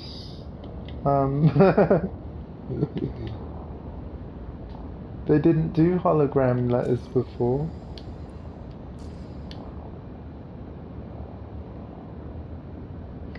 Right, we should probably prospect the larger asteroid. Oh, we've got an AI pilot that is essentially a space pirate. He's scanning my ship to see what he can steal. And because he's seen nothing of value, look, he's literally typed in the chat, no cargo, useless dreg, a wasted effort, there's no cargo here. Now, had I started mining and then he scanned me, I would have been in a lot of trouble. This ship is not outfitted for combat whatsoever, but what I've found with the AI is that they scan you basically as soon as you arrive. And then they realize you're empty and then they go away. And nobody ever comes to bother you again. But if I was to leave the area like I did and then walk back down, Prospect Olympus engaged. you get scanned immediately on arrival, like I just did. Asteroid scan complete. And then yeah, they would have. So in a way, it was a good thing that I didn't find any diamonds from when I changed position, because they would have seen them on me and they would have attacked. But I have to say, this is rather annoying. I managed to successfully mine 7 tons of diamonds before I changed ship, and here I am, prospecting rocks, and we still haven't found anything, and we're supposedly in a hotspot. What is going on? This makes for a very boring stream for everyone. I mean, obviously, we're finding materials in these asteroids, but we're not finding the high value one that we're after.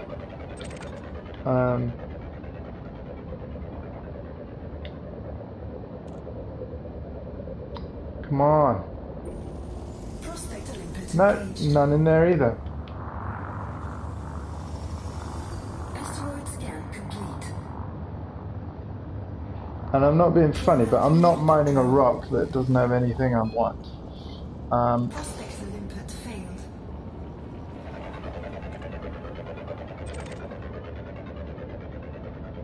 It's like these diamonds, if sold at the right place, can sell for 1.6 million credits each. Prospect Olympus engaged.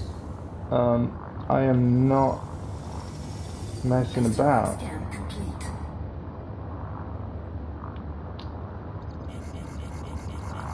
Oh, we're about to hit. That was close. Gravity seems a bit crazy around here. Prospect Olympus failed. Either that or I'm just bad at flying.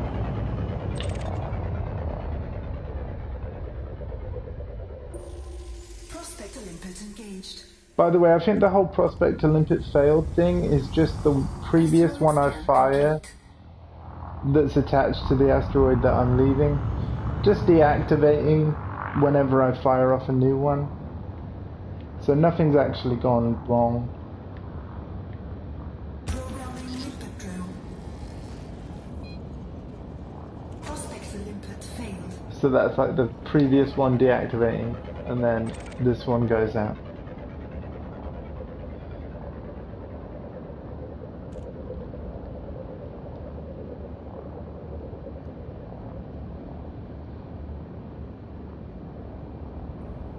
Prospect Olympus engaged. Still no low temperature diamonds.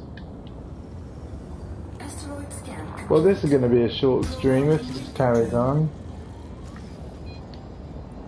Prospect Olympus failed.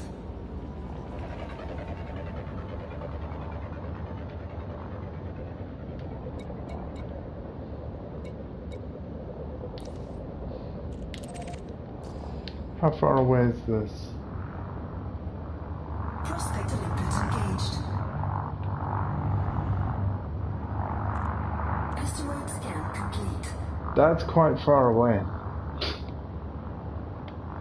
I'm almost tempted to go to that one.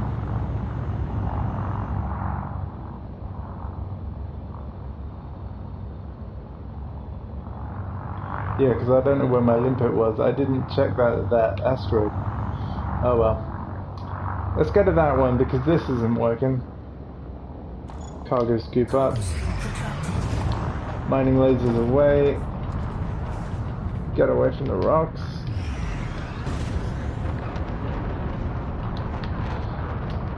The area that we're in clearly wasn't working. So we got to try somewhere else.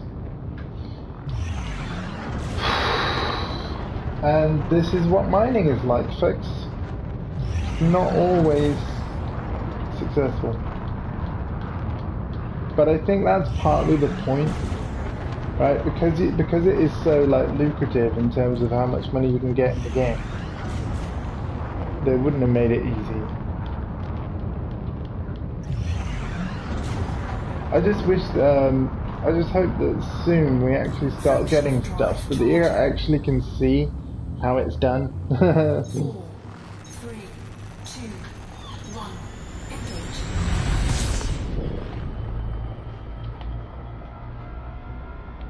And I need to get it done.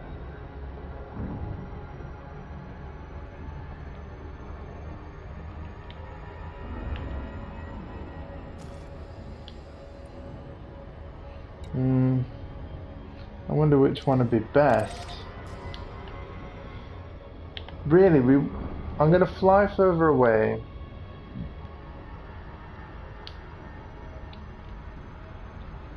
And then kind of look down at the whole ring. Let's see what we can see now.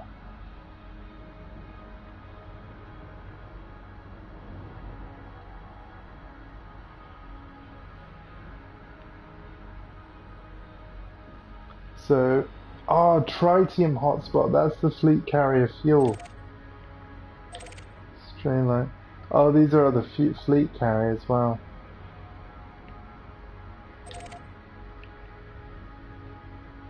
Okay. So, wow, look at all the carriers that are literally like right near the diamonds. So these three, yeah, these three are diamonds.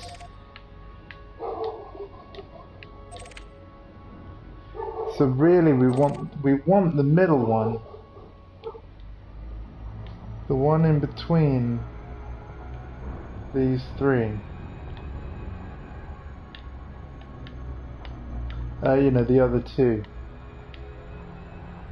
We do want to be slap bang in the middle. Oh wait. There. Right there. That would be the best one because it's surrounded by other hotspots. But we need to get slap bang in the middle of this. Yellow circles. So we're going to go nice and slow.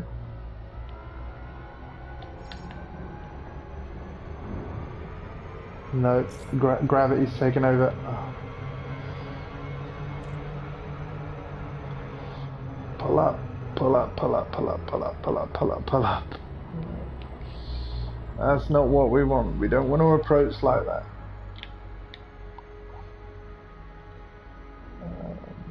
Sorry if you're going to get dizzy. Don't mean to.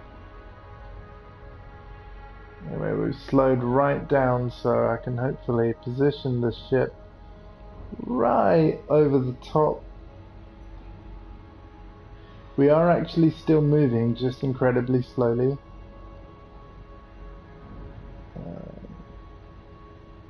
Right. We need to be very careful here.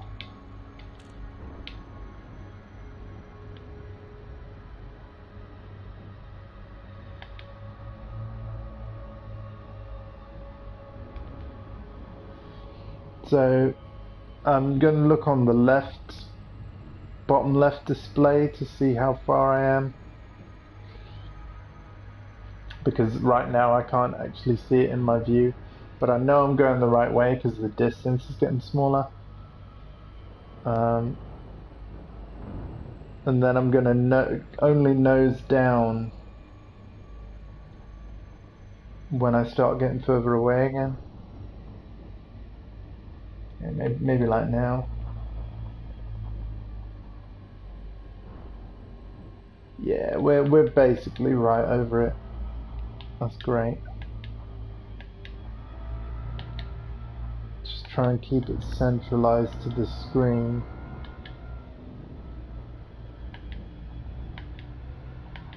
This better work. This better have the diamonds. It could be that so many other players are mining here. That could be the problem. But that would be quite a shame if it is. Because before the Fleet Carrier update, there was a different hotspot where everybody went and mined. It was in a system called Boran, and that's basically the system where I earn all the credits for the carrier. So, you know, it's like that was just my jam.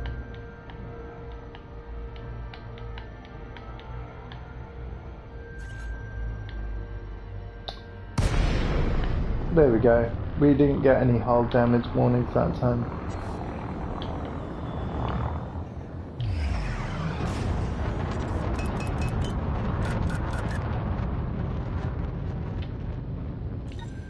Cargo scoop deployed. Alright, let's see what we get.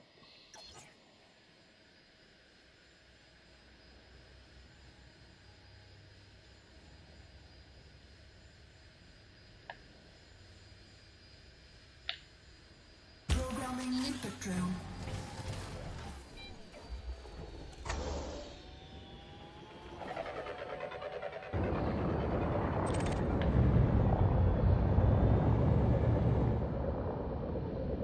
Come on, low temp diamonds. Come on, low temp diamonds. Come on, low temp diamonds. Prospector limpet engaged. Nope. Asteroid scan complete. Programming limpet drill. Well, this is disappointing. I bet like I'll come on here at a different time, and they'll be everywhere. Scan detected. I still don't have any low temp diamonds, so I'm safe.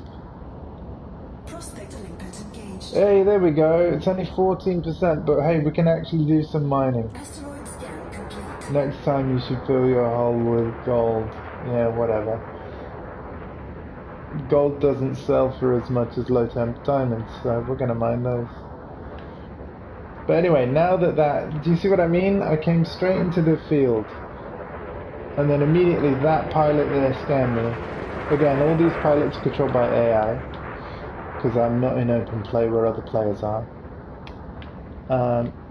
And now they'll just leave me alone. I'll be able to mine in this area until I'm out of the drones that collect them all.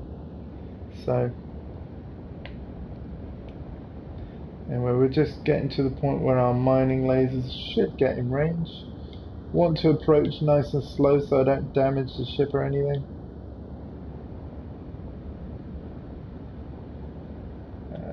Shouldn't be much further now. Let's turn the ship lights off.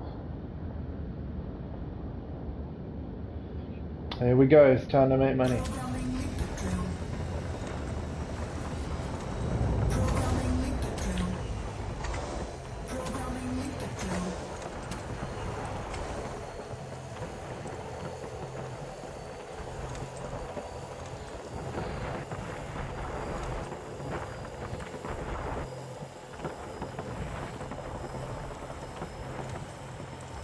I did have 3 mining lasers on this ship at one point, but it drained the power too quickly, and I couldn't like constantly fire like I can now. So for this particular ship, the Type 9 Heavy, 2 mining lasers was kind of the most optimal, because I can continuously hold down fire until the asteroid is empty and then just let the collectors do the rest.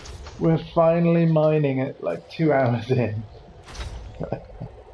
I did a tiny bit of mining before in a different ship, but as people that have stuck around for a good while know, I realised that was going too slow, and that this ship would be better. As you can see, the collection is a lot faster in my Type 9 because I have dual Collect Olympic controllers, right? One there, and then another one there. And then one Prospect Olympic, because you only need one Prospect Olympic controller. And then in the fire groups, which is where you assign the buttons of how to control them all, 2 is the left trigger, and 1 is the right trigger. And then since I know I'm on PlayStation, yes, I mean 2 is L2 and 1 is R2. So yeah. Right. So the limpets have finished collecting that asteroid's diamond fragments. Now we just repeat the process. So we are going to fire a prospector at that asteroid there. When it flies off, target it so that we can see on the panel in the bottom left what the makeup of the asteroid is. If it's got low temperature diamonds, we mine it. If it doesn't, we move on. It doesn't, we move on. Fire at this one. Asteroid scan complete. Prospector limpet failed. So we've only found one so far. That's great.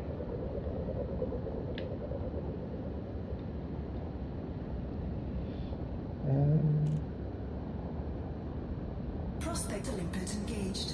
Yeah, the platinum headset, yes. Asteroid scan complete. And of course, when they showed off the PS5 design, they showed off a different 3D Pulse wireless headset that matches the PS5 design. That will be my next headset, I can tell you that much. This is only a 9% low temperature diamond thing. That's not very good. Like, really, I'd be getting excited about 20% or higher. But we'll take this because at least it's got some, right?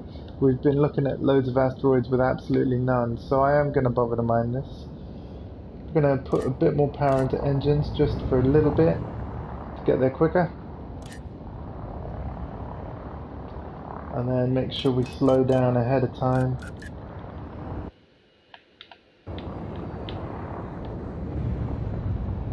So that we don't crash.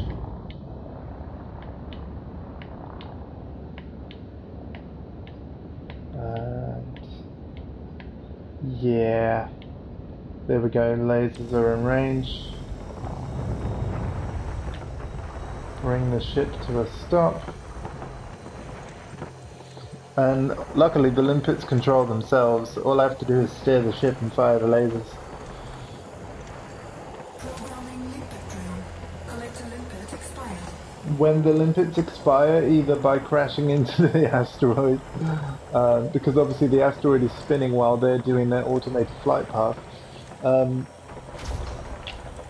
or they expire by running out of their own like little fuel supply, and at that point my ship just fires up another limpet that it's got in the cargo hatch.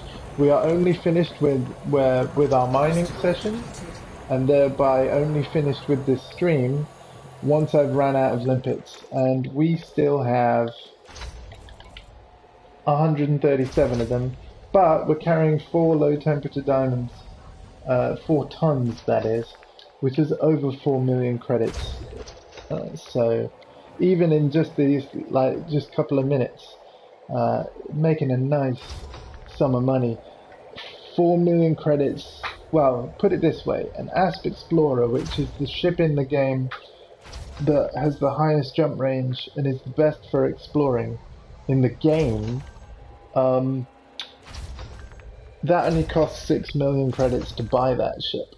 So I can literally just mine like 3 asteroids and and afford one of those things.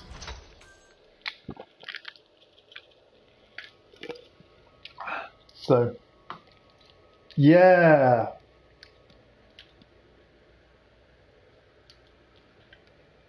Yeah, man.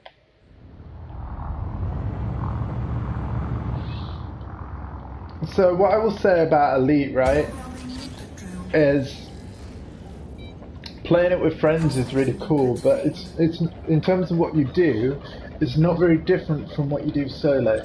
So I've done mining sessions with my brother where like his ship and my ship, you know, we can Prospect literally limpet see engaged. each other's ship, but we're literally doing the exact same thing Asteroid together. scan It's complete. just fun to do it together though. So like if any friends are looking at this thinking, I wouldn't mind making a load of money in this game really quickly, I would teach you how to do Prospect this. for limpet failed. Maybe in another stream I'll actually kind of maybe do like a mining walkthrough stream. The thing is though, the way I learned was YouTube. Um, there are lots of great YouTube videos out there that discuss this topic in great detail, and it's probably just easier and better to learn there because I'm in no way a good presenter or anything. Prospect limpet engaged. I can't believe how many blooming times we're coming up Overwhelming empty. limpet drone. Asteroid scan complete. Prospect for limpet failed. But any one of these rocks could be like a high yield, worthwhile. So I don't really want to miss one either.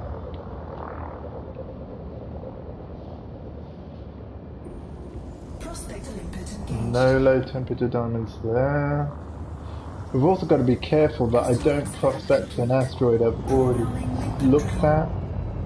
Prospect for limpet failed. You may want to raise your cam slightly. Not easy to do. I'll reverse from the screen. Prospect limpet engaged. 23.88. Asteroid 23.88. Compared to everything else we've been looking at, and I know they all kind of look the same. This right here, this is a gold mine. Let's go. Now, I want to show you a different screen while this is mining. So we've got our standard inventory there. This is the refinery. So all the fragments. Oh, sorry, I need to route more power to weapons. Lasers ran out.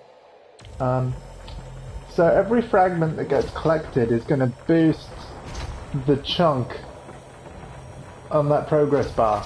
When it gets to 100, that's what generates 1 ton of these low temperature diamonds. So if you get a 28% asteroid of low temperature diamonds, that means that each fragment that gets collected by the limpets jumps the percentage to a ton by that much. That's why mining a asteroid that says like 1% low temperature diamonds really isn't worth the time, because you'd need to mine 100 fragments out of it, and chances are the game isn't going to give you that many. But 25% say, well, you can do the math, every 4 fragments is a ton of cargo. So, and with every ton on a good day selling at 1.6 million each, basically this progress bar, even though the sound effect is different, I'm listening to the sound effect of every collection as cha-ching. Like, yeah.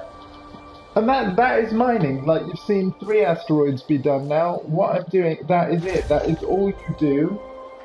And you literally then sit still until all of these low temperature diamonds are in the ship, and everything in red here are other materials that I've told my ship to ignore. Like, I've told all the collector limpet drones to not bother collecting them because they're not things I want. I only really want certain materials like phosphorus that you use for engineer upgrades and the low temperature diamonds themselves. So, yeah. You can basically add certain materials to your ignore list. Like, I could add phosphorus to the ignore list by pressing X here. We're not going to do that.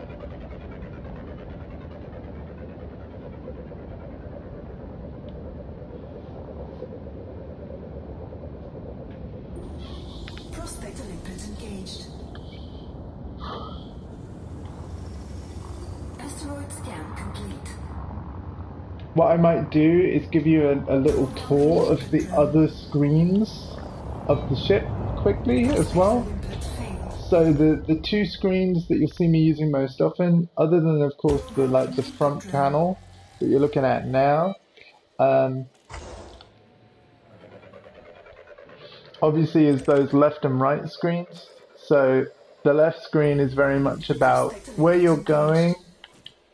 These are like your mission. It's like a mission board thing, right? Asteroid scan complete. So I've got some salary to collect from the person I sort of quote unquote work for. By the way, 15%, we're going to mine this. I can do that without changing to the front view. Limpet expired. Programming limpet drill. And then contacts, again, you would see other players' ships appear here, but you would also see the fragments that appear. So basically, this is kind of less of contacts and more targets, but as you can see, there's a target tab right next to that. That's used for, oh, I'm out of range. Duh. Targets is used when you target a ship. It's also possible to target a part of that ship if you wanted to use your weapons to shut down specifically like the power plant of the ship, as an example. So yeah, that's what the target tab is for. And then over this side, you've got like all stuff to do with your ship itself. So the modules are the different, modules and upgrades you've fitted. I can power certain things down if I'm running low on power and stuff. At the moment, our usage is actually 94% of the maximum power that I have, but as you can see, all systems are running fine without me having to worry, because 94 is less than 100. Fire groups, again, that's where you dictate what the trigger buttons do. So they're like your fire buttons for any weapons you install, as also like defensive countermeasures and my mining limpets and lasers as well, of course. Then you've got certain ship controls. This is where self-destruct is.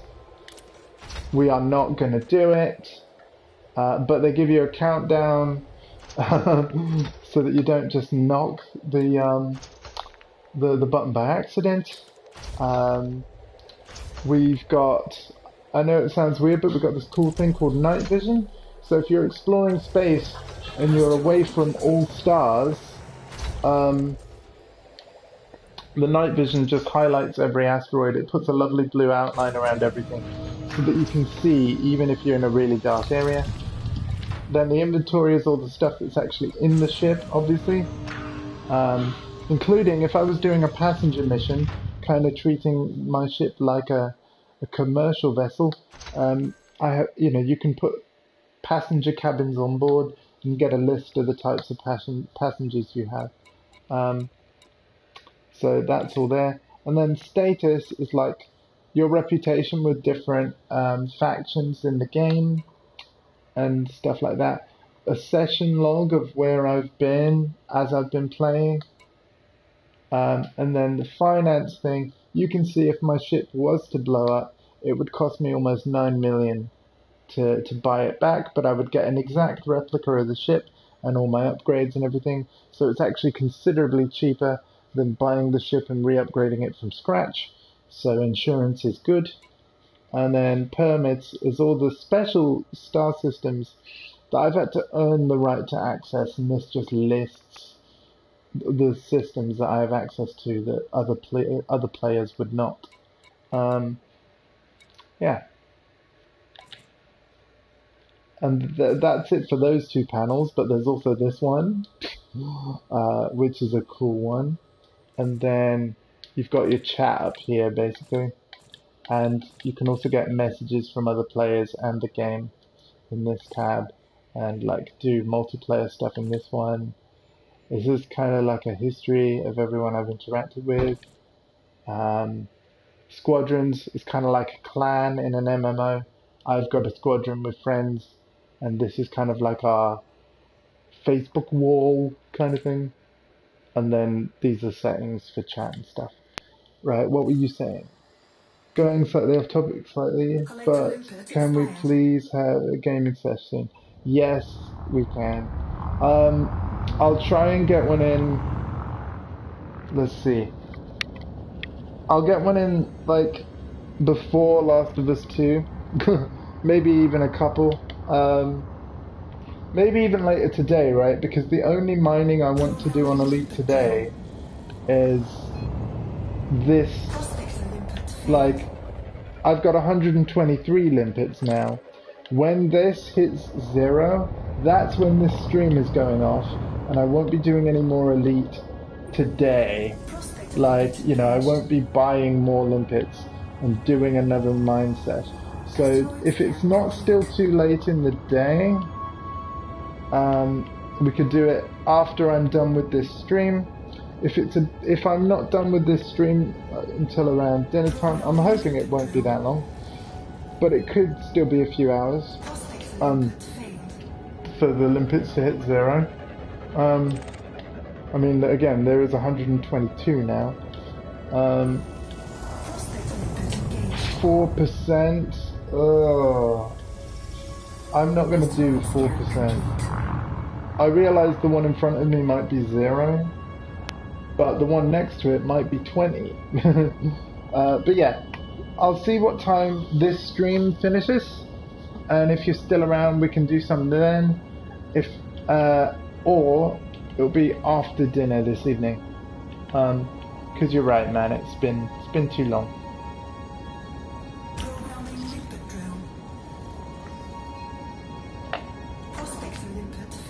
How's that sound?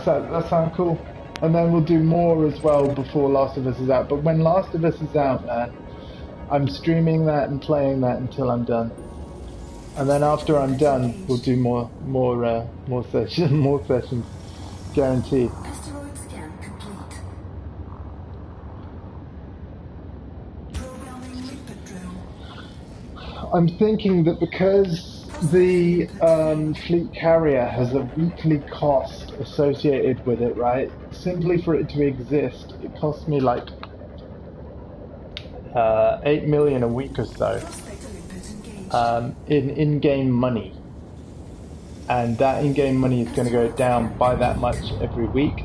I will need to mine consistently on this game, but I will lose my mind if I try to do it every day. So I think one day a week I should actually do what I'm doing right now and do mining.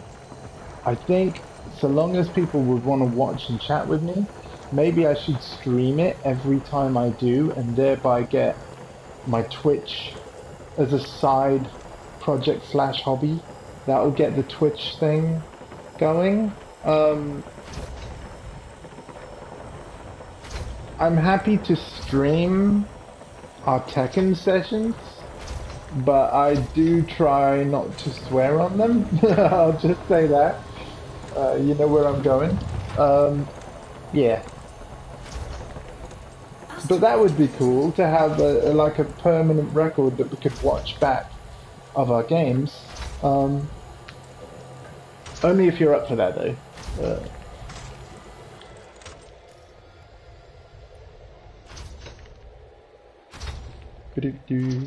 You never know, I might make you famous. To be honest, I think it's more likely the other way round. Oof.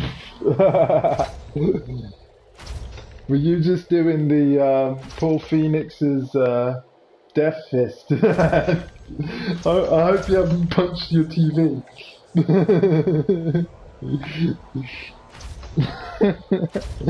I meant no offense, man.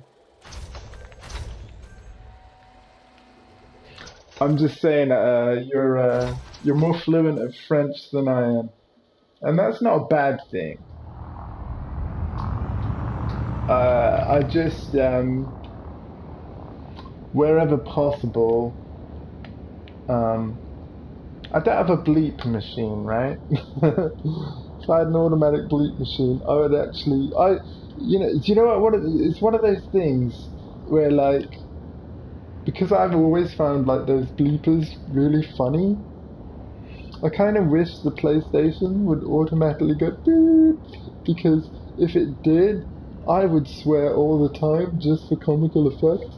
Like maybe instead of like doing my regular commentary, I should just beep at random times, like, oh, and here we go, we're gonna do some more beep mining in this beep system, like, but it's actually hard to do. You actually have to think about it, and I'm not. Yeah, now I'm just being stupid, so I'm gonna stop. But this is what mining does to you. This is what the repetitive gameplay loop does to your mind. Seriously, the three of you that are here, what on earth are you watching, right? You could be watching,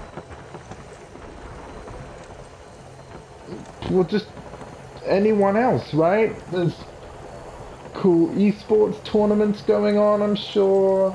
You know, we've had, like, instead of E3, we've had the Summer of Gaming announcements that Jeff Keighley's been hosting, and stuff like that, you know, because he did a pre and post show for the PlayStation thing. Last night was the PC gaming show.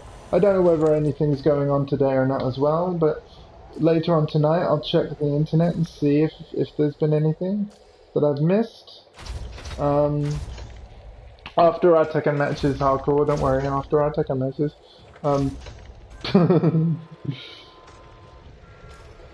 But hey, this isn't going too bad now. This is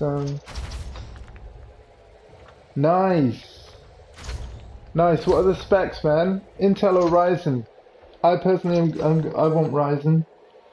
Well, I say I want Ryzen. Like, I have no plans to upgrade my processor anytime soon. But if I were to, it would be a Ryzen chip. Especially because of I suppose hardcore, since I know you, our doors. It's just a fact that on a multi-threaded basis, I'm not going to say AMD offer more performance or not, because it really does depend on which Intel chip you buy. But you do get more performance for your money. Right, you get more performance per pound or dollar or whatever with AMD's Ryzen's offerings than you do Intel right now. And so, you know, and you'll get more cores and threads for the same amount of money than what you would Intel, as things stand at the moment of this broadcast. So yeah, if I was to change processor and motherboard and that, because even if I went for another Intel chip, like the one I've got right now is old enough where I'd have to change the motherboard anyway, I would actually jump to AMD Ryzen platform instead of Intel. After all, they're using Ryzen in the PlayStation 5 and Xbox Series X anyway, so if it's good enough for them, it's good enough for me. Oh, we've just found the best asteroid so far. 31.36%. And it's actually the only material that's in this rock. Because it's weird. You know how it says material content low there? It's not talking about the diamonds, it's actually talking about the phosphorus, the nickel, things like that. Engineering materials, basically. And there's 3 tiers of those, low, medium and high. And what they actually are for each asteroid is entirely randomized. Whereas the fact that it was over 30% diamonds, that's not randomized as such. There we go. But yeah, what are the specs of your machine, man? I want to know. Don't tease me like that. Speak.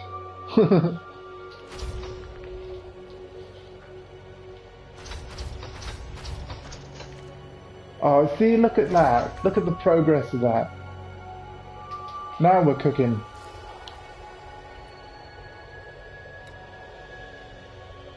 Yeah, we got iron and phosphorus that's also going to be collected. It's not collecting the carbon or the water because I think I'm full on them.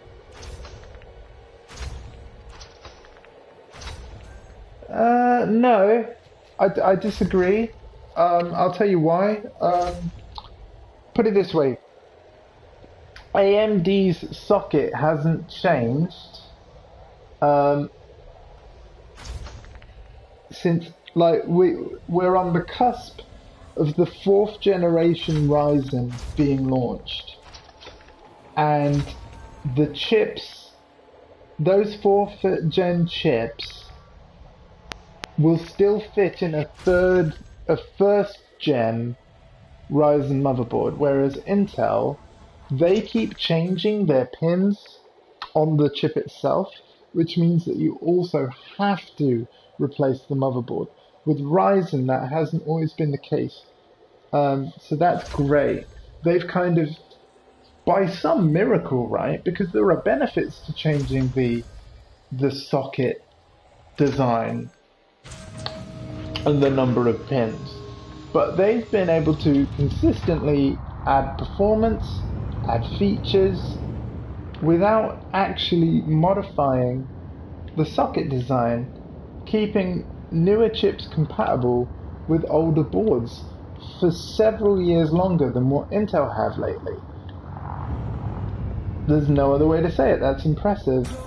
Now, is Ryzen going to stay the same chip socket design forever? Of course not. They will eventually be forced to change it for technical reasons, and at that point customers, if they want the new chip, are forced to change motherboard and processor in the same fell swoop. But generally I think AMD's been really good with hardware compatibility and making sure that if you invest in one of their motherboards, you will be able to get several generations of processor upgrades and just slot it in. But yes, chuck me the link, that'd be awesome. And I didn't mean to give you a lecture on AMD sockets, but yeah, I think their socket, they call it the AM4, and it's been AM4 ever since the 1st generation of Ryzen, and again, we're on the cusp of the 4th coming, and 4th gen, and now I'm falling into the trap of checking an asteroid that I've already mined. So we need to pick a direction, fly in it for a while, and then prospect, so that I don't go around in circles, because I've literally, without realizing, gone around a big useless circle. Like, I've probably already prospected this one, but we'll do it again.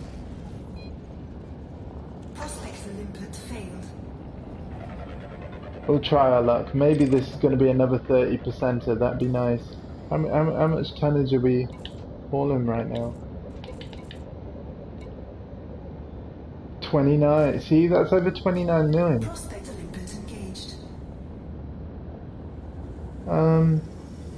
I mean, always do. I mean, this is the thing. Whatever you've bought is probably going to be absolutely fine, and obviously significantly better than whatever you're rocking now. It's gonna, regardless of what the specs are, it will keep you going for several years. I'm still using the Intel 4th gen Intel Core i5 that probably launched around the same time as the PS4. I think even a bit before then, 28.57%. This is another good one. And it's still running all the games I want, so I see no reason to upgrade. And it's keeping up. Whenever I am working on music, it is keeping up. Now, I know I would see a performance improvement if I did upgrade, because I obviously look at the CPU utilization meters in my music software and I'm like, it's running, but I'm pretty sure the computer would appreciate an upgrade. Um, you know, because like Ableton's CPU meter, I mean, their programmers are incredible, right? They must be because, Programming like, input drill. Collect Olympus until I hit failed. play, that CPU usage of Ableton is like so low, Asteroid depleted. but it does spike up, and yeah. So I do think that while all my projects run, um, yeah, I do think that more than my gaming, my productivity programs would see more of a performance boost than what my gaming would. Um, and that's another reason why I'd pick Ryzen over Intel, because again, the apps that I use for creating music are more, they would take better advantage of multi-threaded processes. And I realize I've gone incredibly off topic with the game, but hey, it's just nice to chat and mine, and yeah. Um, yeah, I would love a Mac again, especially for music making. Uh, Ideally, I'd want it to be a MacBook so that I could continue to do full, full fat door stuff on a laptop and maybe even in bed late at night because obviously MacBooks are small. Programming And input yeah, drill. I don't think I'll ever have the money for one though. Prospector input failed. I'd love one, but I can't see it ever happening. Sigh.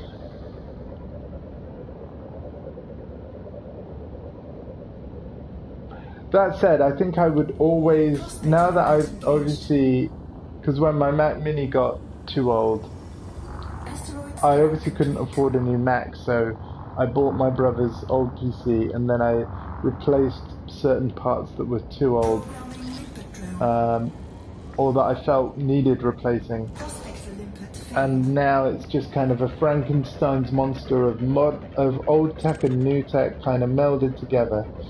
And that PC, I'm gonna replace bits as and when I need, and always keep that Windows Prospector PC. You know what I mean? engaged. But I would still love a Mac Asteroid scan in complete. addition to my PC. You know? And I would use them for different things. It's like if I had a Mac, it would mainly be a music machine and performance machine, because Windows would always be my PC gaming machine. Um, my main gaming machine, of course, will be that PS5, just like my PS4 Pro that I'm on now, is the thing I game on most often. Yeah, I agree with you, Michael.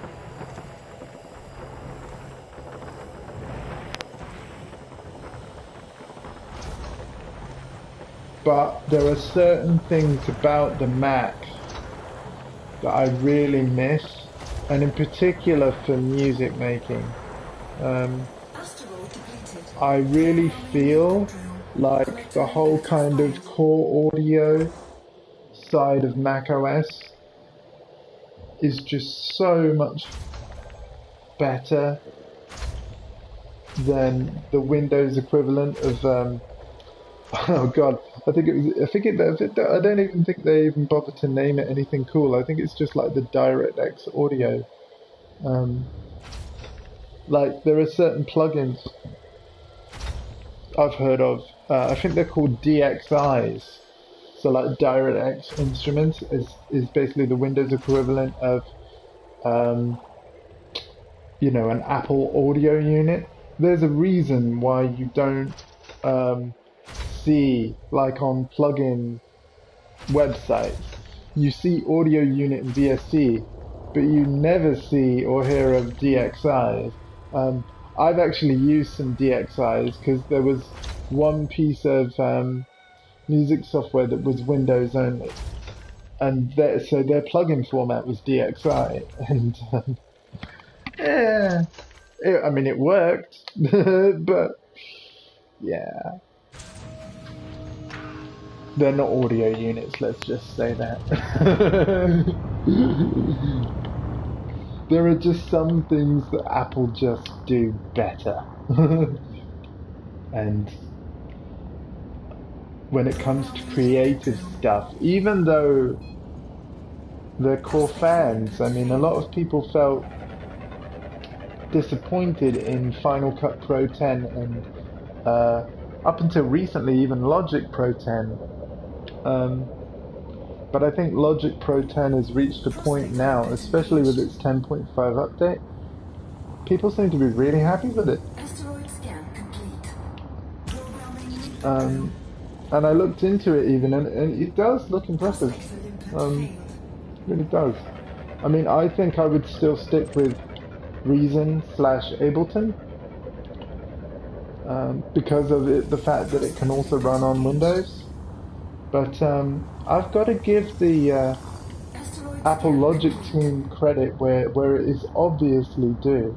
I saw the feature list of 10.5 and I'm like, that is awesome.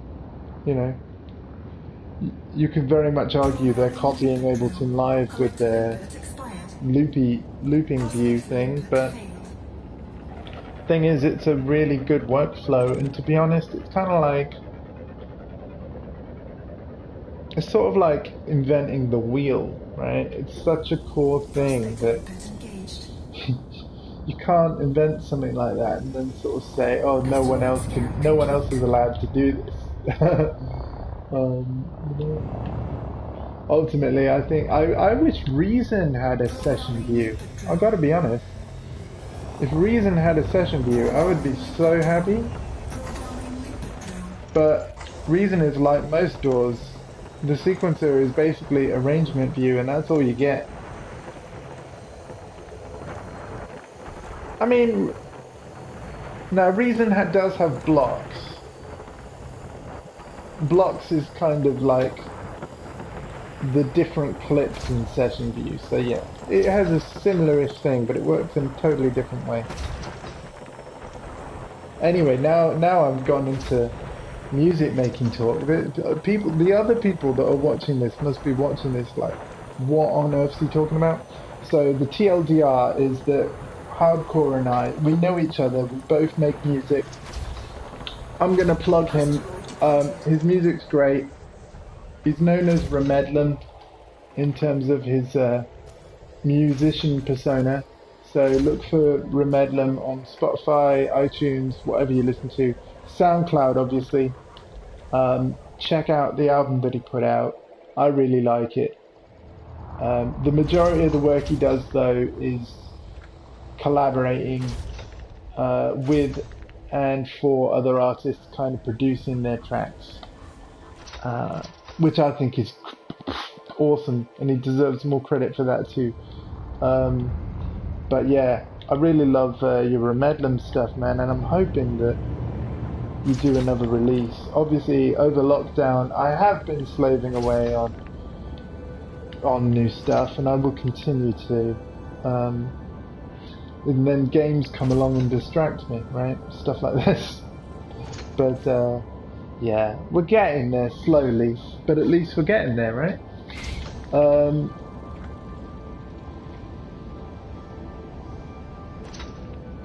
I don't know where I'd be without music, man. Even if I'm not releasing it, I'm always kind of tweaking and making it and fiddling around. I know it's been a long time since I've released anything, but I've never actually stopped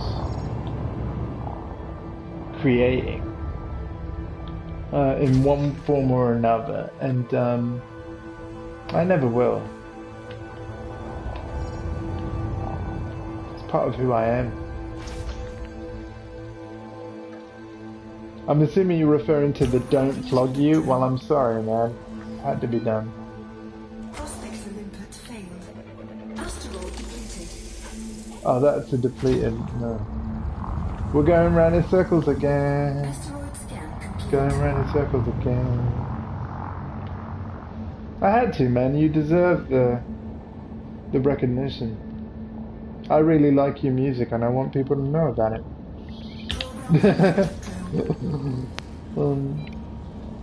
Prospects Olympus failed. I don't know whether you ever check the numbers, but like if you see any figures of like someone listened to your album in the last 30 days, it was probably me. Prospector input engaged. You know, especially if it says that only one person did, then I can tell you for a fact it was me, because I have listened to your album in the last 30 Programming days. input drone. Um, Prospector input failed.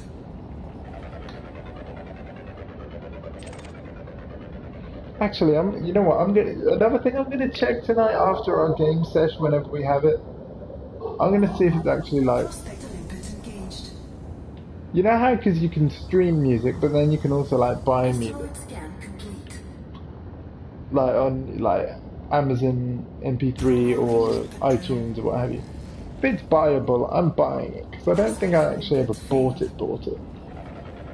And I know you don't need to in the age of streaming, but Collector input there is no expired. reason why I shouldn't buy it. Prospector input engaged. And we are not finding any low temperature diamonds again. This is fantastic. Asteroid scan complete. But as you can see, we're only at 90 limpets now, so when this 90 limpets are gone, it'll be 89 shortly. Prospector input There we go. failed. When they hit 0, this mining session is done. There will be more though, much more. Much more.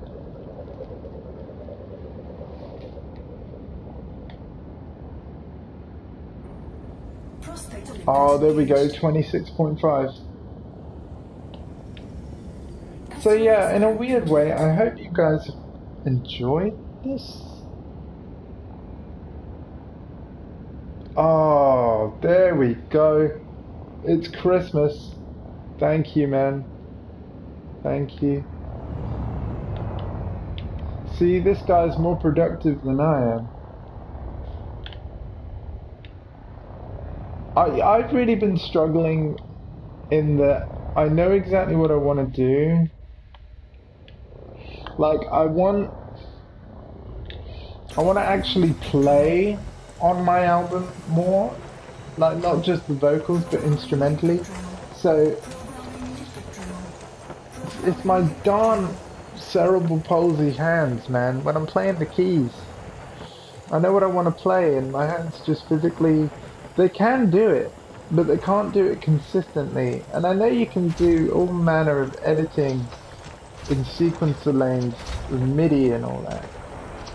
But as soon as you start using quantize and all the other tricks, like the human performance of naturally speeding up and slowing down, it's all lost and like, or changed to the point that it doesn't sound the way I want it to anymore. And that's what's really been bugging me, is actually capturing my idea the way I want it to sound.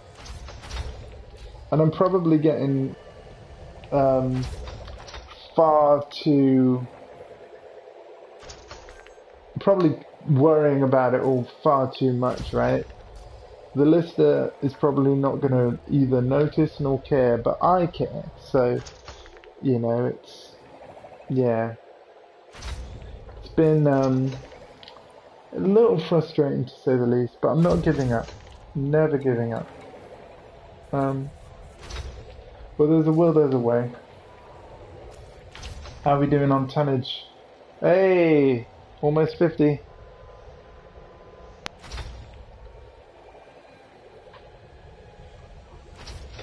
Yeah, there we go. How are we doing? Yeah, look, that's... This is actually going well now. It's taken a good... I would say the last hour of mining has been alright, for the most part. Before that, this stream was a bit of a disaster. But that said, I was testing things. It took a while for, you know, I know there's not been tons of people here, but it took a while for people to arrive. I didn't really announce the stream properly, and I certainly won't be doing the same with the Last of Us ones, because I just want to get on the game, whoever shows up. Great. I'll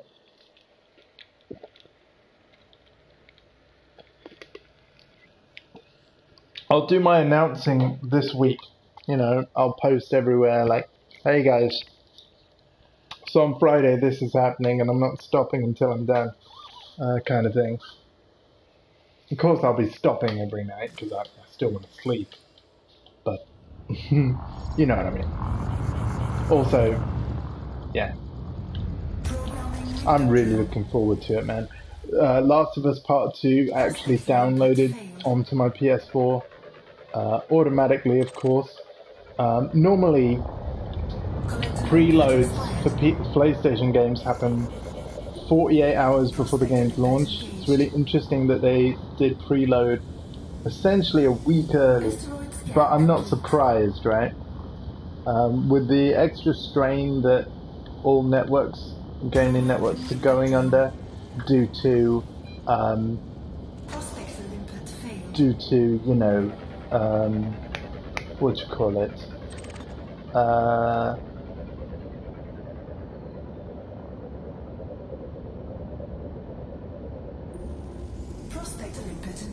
You know, everyone logging on because there's nothing else we can do.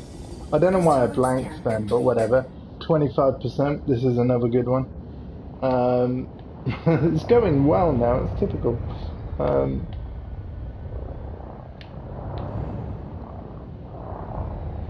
Mining lasers are in range. Nicely done. Oh, oops. I accidentally knocked D-pad buttons and rerouted power away from the mining lasers. We didn't want to do that.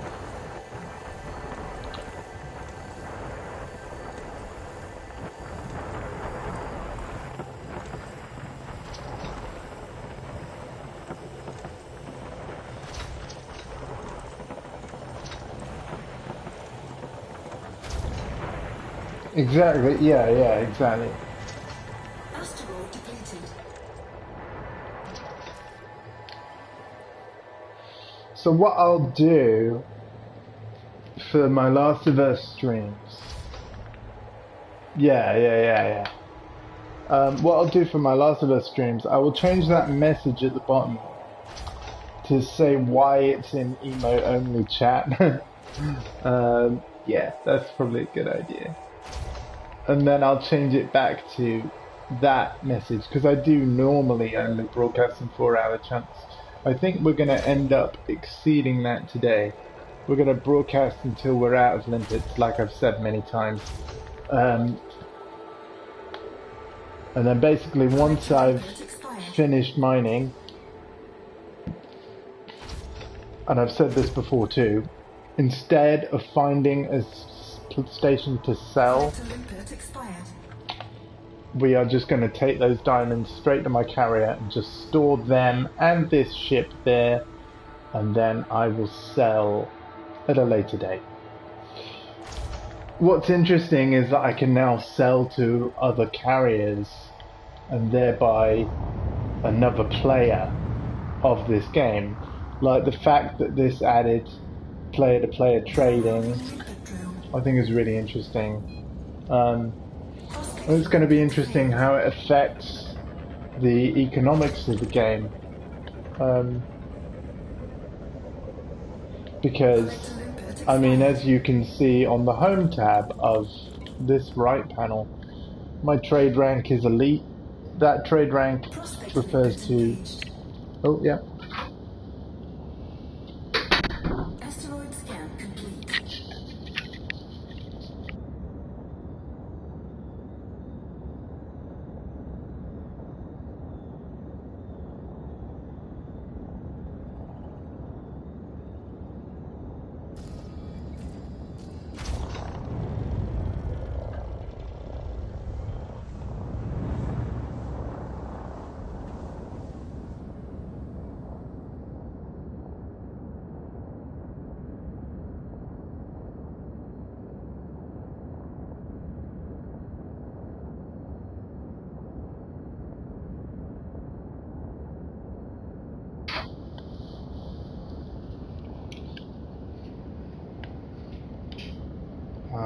I did it just then, as you may have noticed. I'm just going to mute my mic a moment. My mum's going to be bringing me another drink through, which is pretty awesome of her.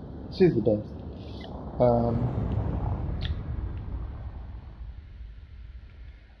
This rock isn't worth mining, but yeah, back in a minute, guys.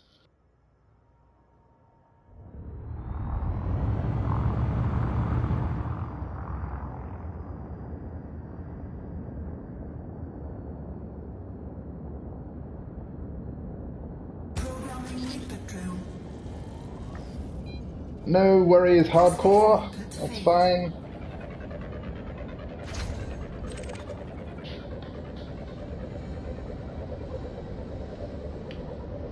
Asteroid depleted.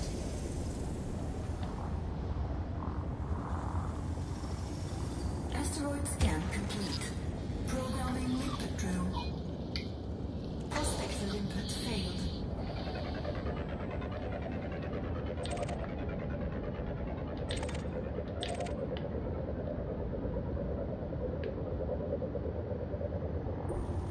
Prospect limpet engaged. Asteroid scan complete.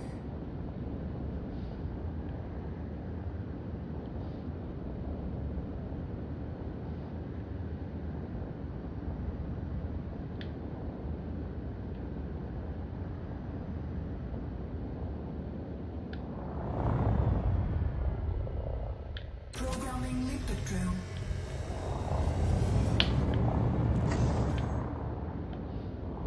Programming limpet drone. Programming limpet drone. Programming limpet drone. Programming limpet drone.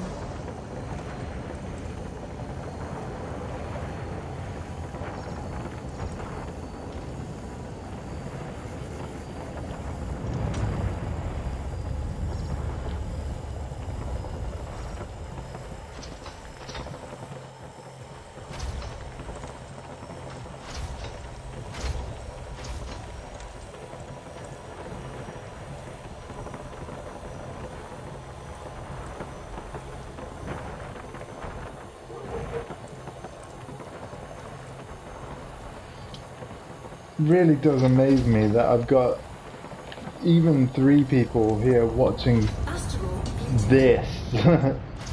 Thank you for being here. It's like I can't get it out of my head. Like, why would people watch me? Like, yeah. Sorry, I know that's probably like really weird to say, but I love watching people on Twitch, because I do. There's streamers that I really like, Co-Carnage, you know, and then other friends that I know personally.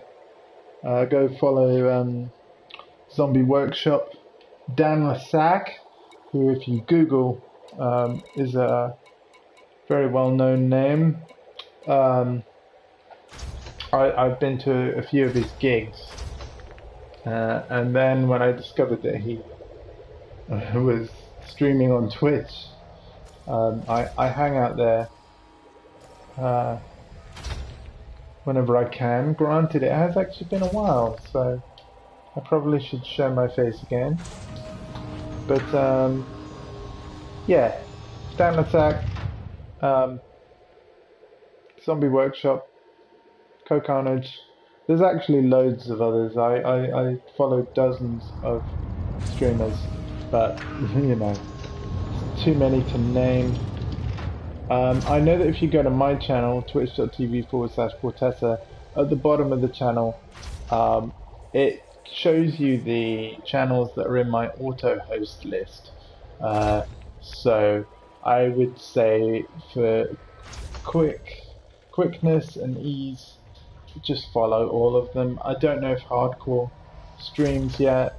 I think he should, because he plays a lot of Tekken and stuff. Collector limpet expired. And yeah, if he ever starts streaming, follow him too. Dude's a legend. You're all legends. I mean, the fact that you're hanging out here, it means a lot. So, thanks. Let's see what we got here. 73. So we're getting there, right? I'm looking forward to being done, as I'm sure you all are. Prospect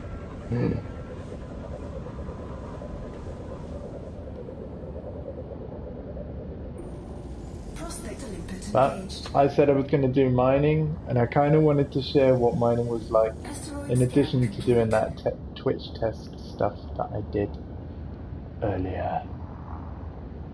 So, yeah. Prospect limpet failed.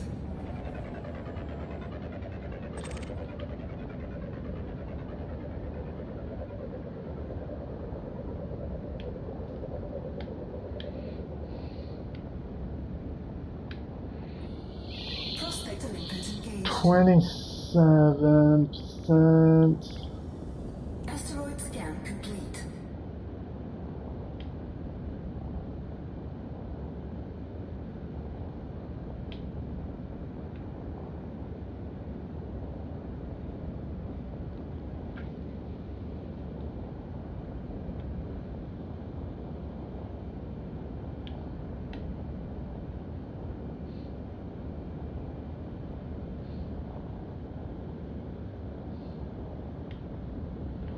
This one will do nicely.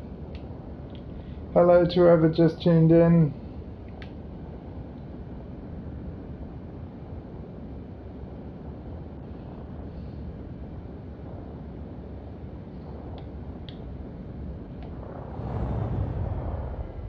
Programming limpet drill.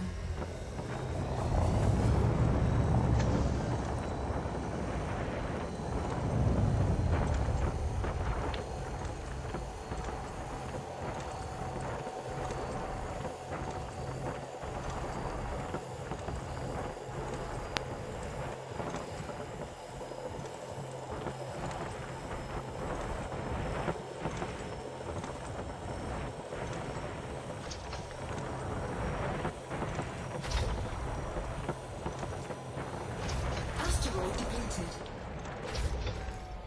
Welcome to those that are here. I see that number going up. I greatly appreciate it. I don't know how accurate the viewer number is on PS4, but welcome.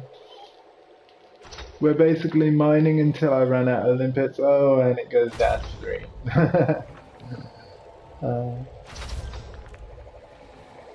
Still, it was nice to have you here.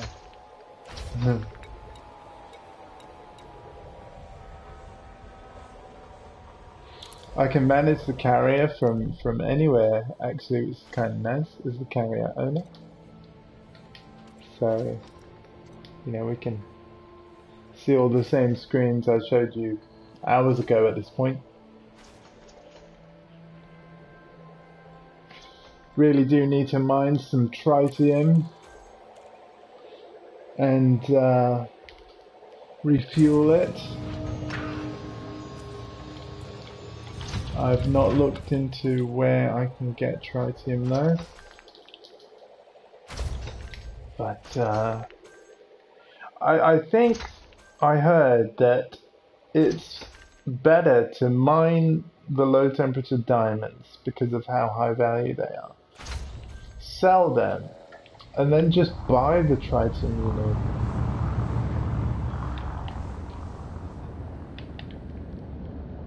Instead of, because like you'll get that much more money from, Programming limpet drill. you'll get that much money from the diamonds that you never really have to worry about Failed. the fact that tritium costs you. Now of course that could change with the player-to-player trading and how players influence the markets, but yeah, we'll have to see. 7%, we're not bothering with that. Asteroid scan complete. Programming limpet drill. Prospect limpet failed.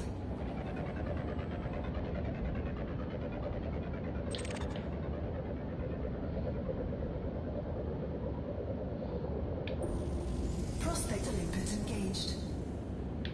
Nothing in there. Asteroid scan complete.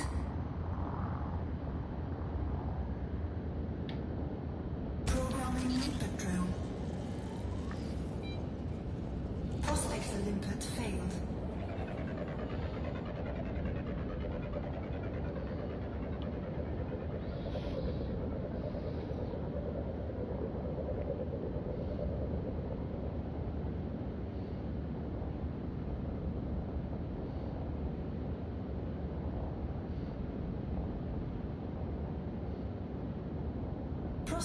limpet engaged. Nope. Asteroid scan complete.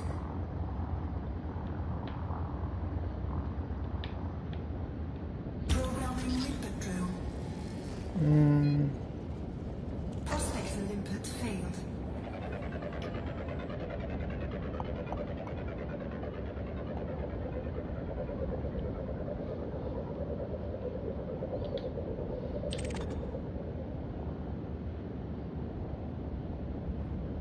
Prospector limpet engaged. 9. I guess we'll do Asteroid that. scan complete. There's gotta be better. Programming limpet drill. Prospector limpet Put it this failed. way, I'm using limpets faster by doing this, so we'll be finished with the mining session quicker if I'm constantly firing prospectors. Obviously we won't have as much cargo. There we go, 14, there we go. Asteroid scan complete.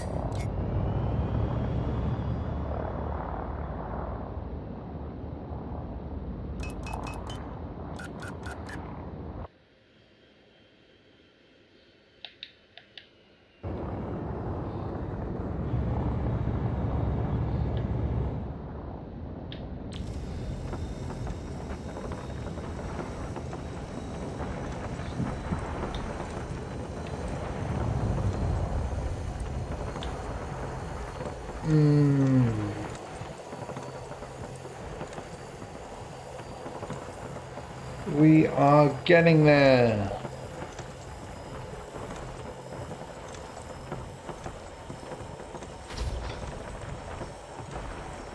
Slowly but surely.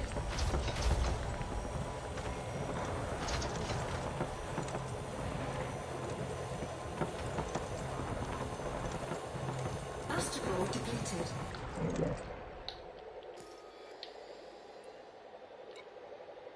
67 tons is nice. We may get to around 80 tons or so. I don't know. Maybe more. But yeah, the Galactic average sell price 57,443 per ton. I can get 1.6 million on a good day per ton. So it's quite a bit more than 57,000, isn't it?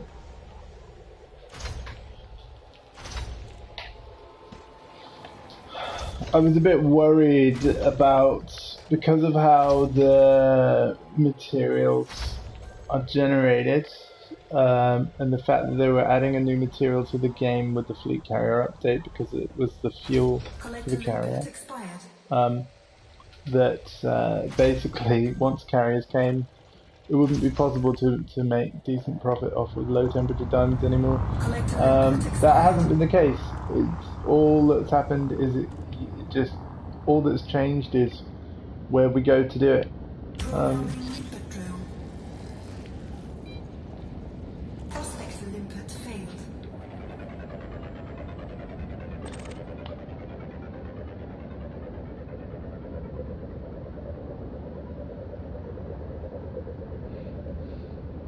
Asteroid depleted.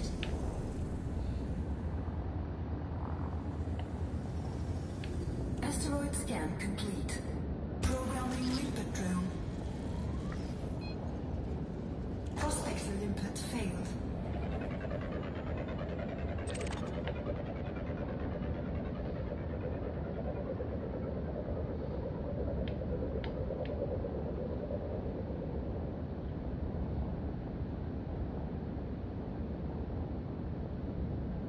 Asteroid depleted. Programming limpet drill. Asteroid scan complete. Prospector limpet failed.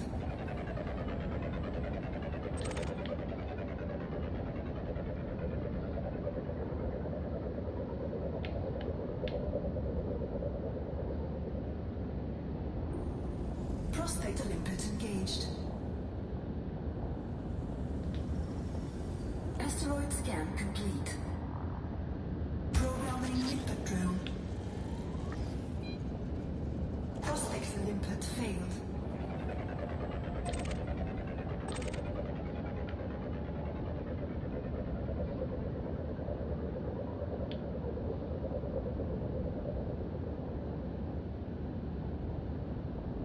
Asteroid depleted. Programming limpet drill. Asteroid scan complete. Prospector limpet failed.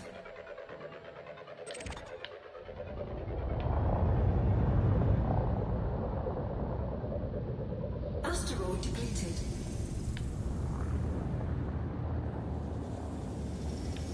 Programming limpet drill.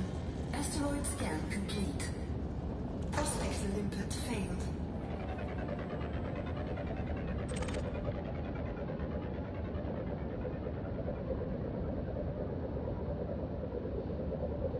Sorry for being quiet, right?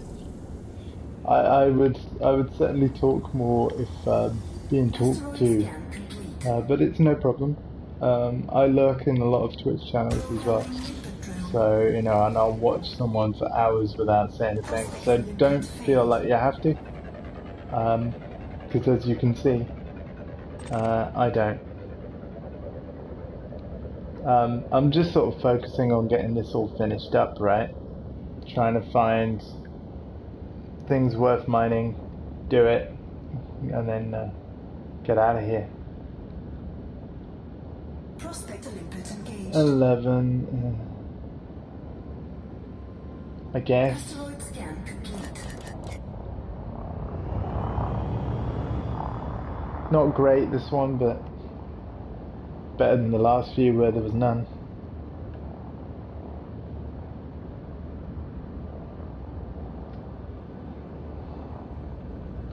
We won't be mining for much longer.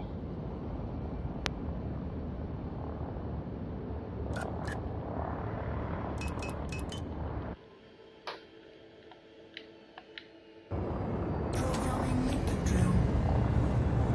To that range.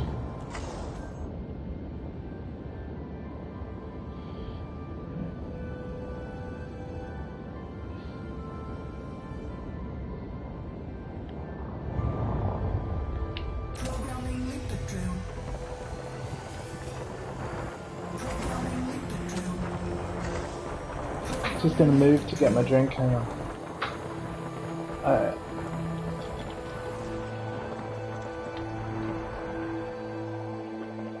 Oh yeah.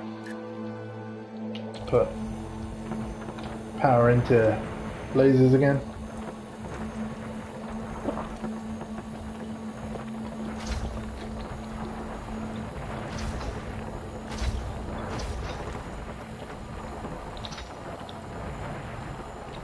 We are almost there. Depleted. Collector limpet expired.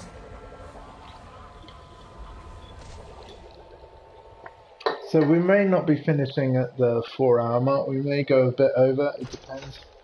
Seems unlikely though, right? I think we might actually do it in the time. Not sure. I've never streamed mining before because it's quite, well, as you can see, repetitive, and therefore I don't have a good sense of how long I'm actually at it. Part of me doesn't want to know, and then part of me does, so that I can oh well, it takes this long to use this many limpets, and therefore if I'm planning a mining session I know when to start and when I'll be finished by, that kind of thing. Asteroid scan complete. I think I remember doing one session where I played until my Type 9's cargo was full. Prospector limpet failed. I think it took me like 6 hours of constant, and again it was constant. I wasn't stopping to do the same sort of tests with Twitch I've done today, and I didn't have to journey back partway through to change ship, but it was just constant, right? My Type 9's ready to go. Got all the limpets ready to go. I got straight to the place where the mining took place. And Prospects and input in failed. fact, I was kind of like one jump away before I started. Because I basically got most of the journey done the night before at a station where the Type 9 could dock at. And yeah, I just went crazy. 6 hours. But it sold for a lot. I definitely got like about $500 million credits that day from one sale. It was pretty crazy. Prospects and input failed. You think like if you do just 10 of those, you've got a fleet carrier. It took a long time and was very tedious, so I wouldn't recommend it to everyone. You've got to be a certain kind of driven. Prospect and input engaged. Tritium. Well, would you look at that? That is fleet carrier fuel. That we're gonna mine. I want to make sure that tritium is not on any kind of ignore list. Any tritium that we collect is just going to go straight into my carrier's fuel tank. I know that tank is currently less than half full. When it is full, even when I come across tritium, we're going to collect it and just store it in the cargo until the tank needs it.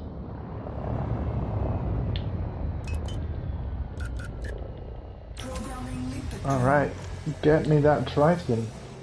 Yeah, tritium is not on the ignore list. Awesome. By default, I think any material wouldn't be. But,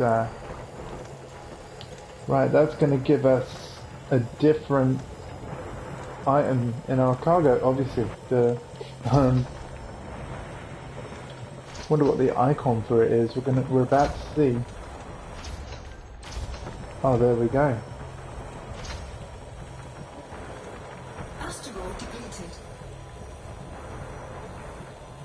Yeah, it's cheaper than low temperature diamonds to buy. Interesting. Wonder how long that's gonna last for.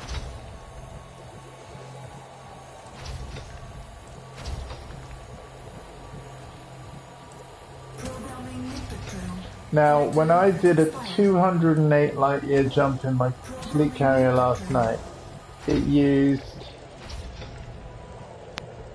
7% of the fuel tank. So I reckon when I get to 4 tons, I will have half filled my usage. Because I think each percentage was a ton. I don't know. We'll find out. Oh, actually no, I think the fuel tank is 1,000 tons of tritium.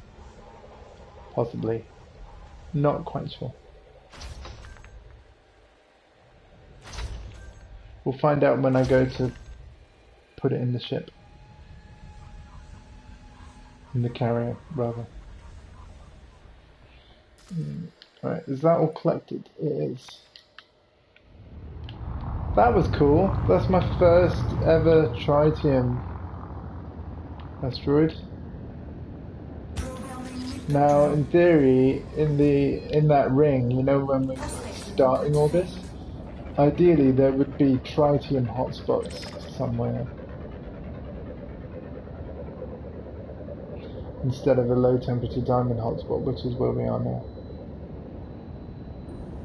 So tritium would be more common. Oh, here we go. Here's a good one for low temp diamonds.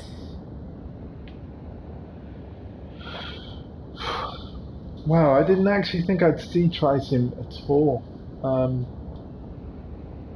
That's good to know. Good to see. Again, I was just planning on buying my tritium.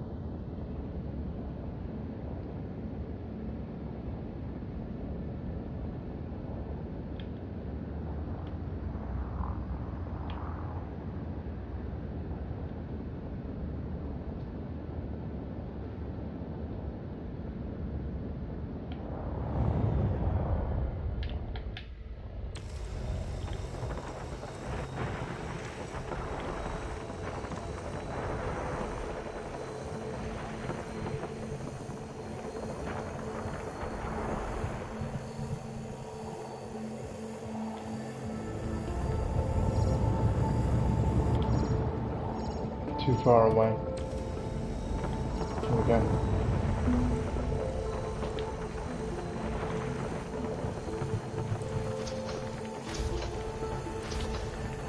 Cool, man. Programming limpet drill. We got Limpet expired. we got carrier fuel. Programming limpet drill.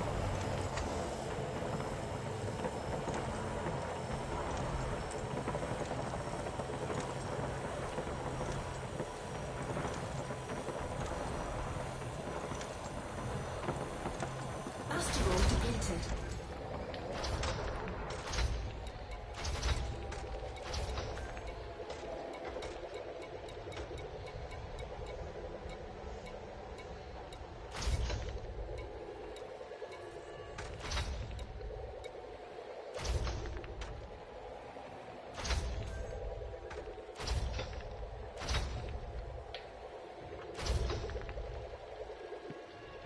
Really looking forward to Friday. Last of Us Part 2.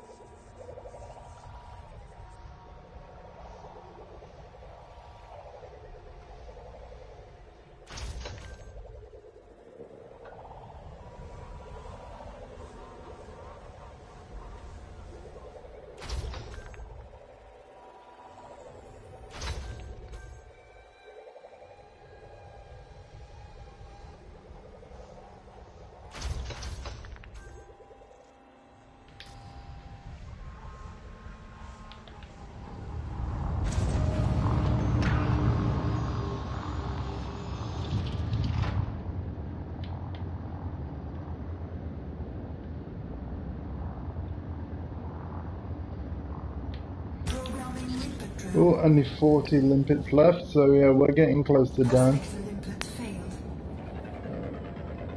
failed. That's good. I think you guys have probably seen enough of this mining, right?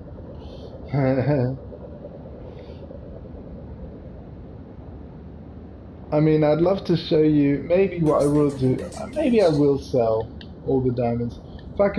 If the markets are good, because I can check on my phone. I can find, I could find a station that will buy them at a good price, sell them, and then you could see all the profit. And why all this hours of play was worthwhile. Prospects limpet failed. We'll see.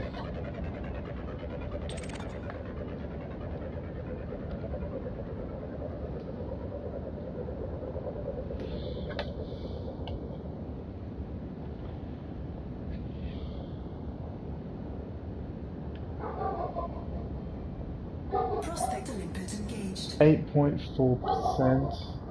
No. Asteroid scan complete. Programming limpet drill. Prospects limpet failed. Collector limpet expired. Asteroid depleted.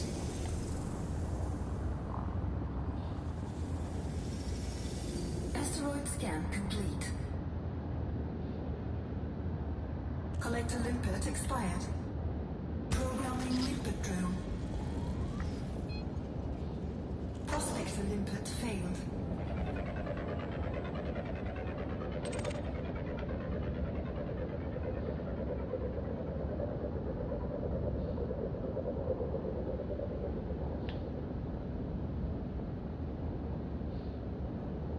Prospector limpet engaged. Nothing there.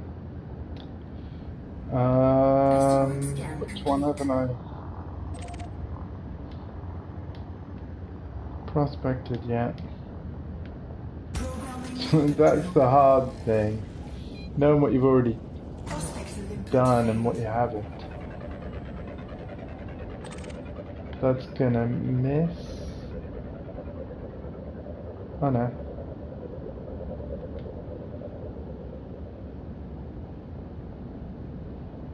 Asteroid depleted. Yeah, I've already done. Asteroid scan complete.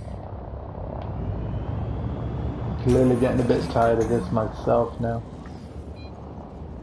Prospects of input It's failed. okay. Only 34 to go. Be nice to actually use these as 34 limpets for mostly collection instead of prospecting though. Asteroid depleted. Oh, I've already done that one too.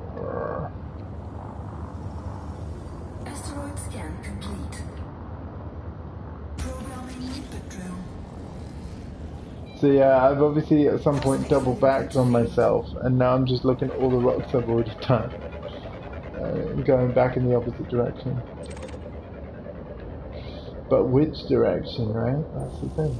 Prospect of input engaged. Oh, we're gonna, you know what? We're gonna mine this one purely because, well, 16% tritium is good. Complete.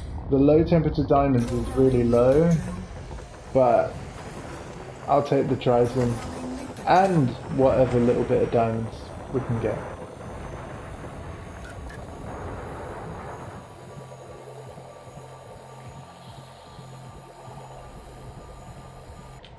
I'm too far away.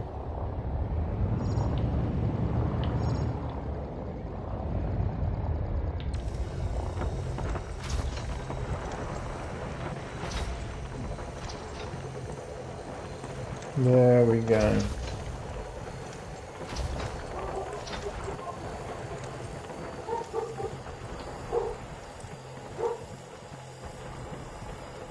Programming limpet drill. Collector limpet expired. Asteroid depleted.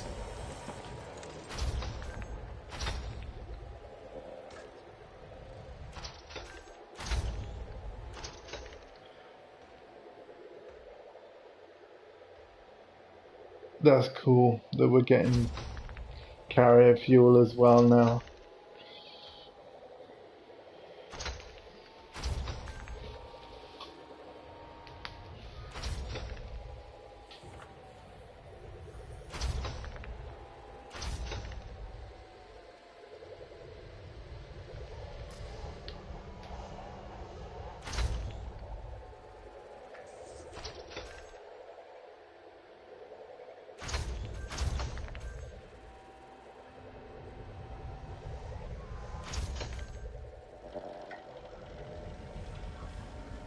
Collector limpet expired.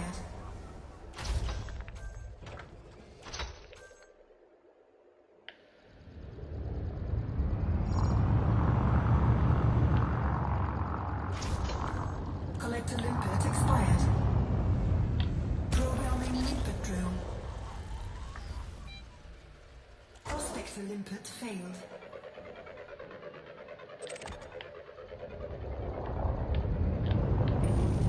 Prospector limpet engaged. Asteroid scan complete.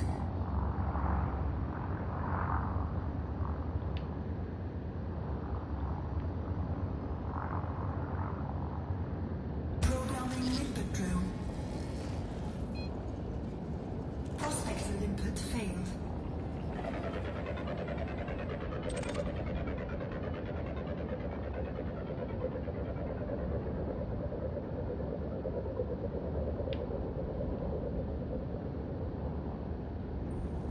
Prospector limpet engaged. Asteroid scan complete. Not great either, but it's got a bit of tritium and a bit of diamonds, so we're going to do it. I wonder how many tritium asteroids I've completely missed and not noticed until that first high one.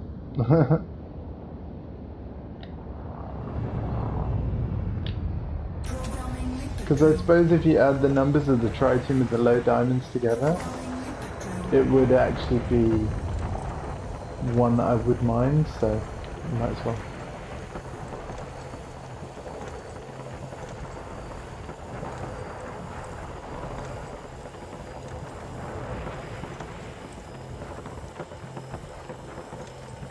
Oh, we are almost done. Only 25 limpets. Nice. Asteroid depleted. Oh, you know what? We might actually hit 100 tons. Hello to whoever tuned in. That'd be nice to at least have 100 tons of diamonds. I am gonna, when the mining is done, before I end the stream, I'm gonna fly back to my carrier, put the tritium in, and we'll see how much percentage whatever tritium I manage to get refills the tank. It won't do it fully, I'm sure it won't. But I'll probably buy the rest from the money that I make off the diamonds.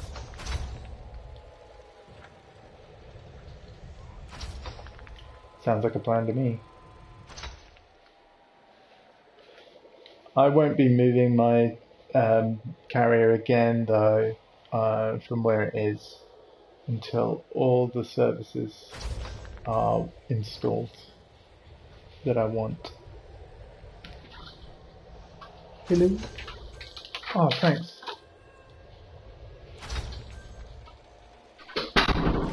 Best mum in the world right there.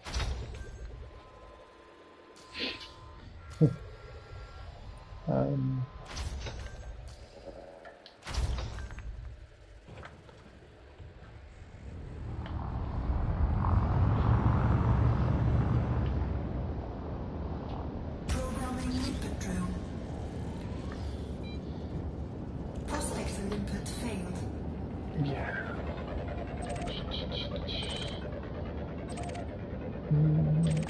There we go. Asteroid depleted. Oh my god, I'd already checked that one. Collector expired. Asteroid scan complete. Programming limpet drill. Bet I've already checked this one. Prospector limpet failed. We'll see.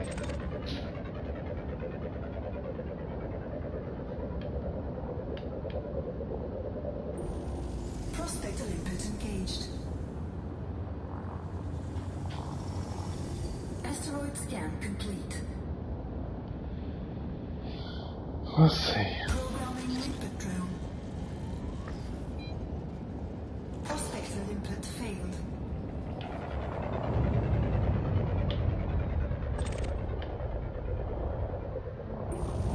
Prospector limpet engaged. Asteroid scan complete. Programming limpet drill. Prospector limpet failed.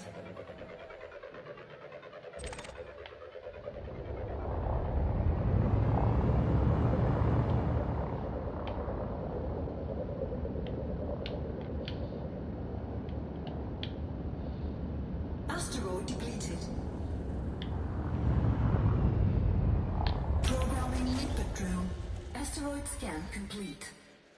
Prospector limpet failed.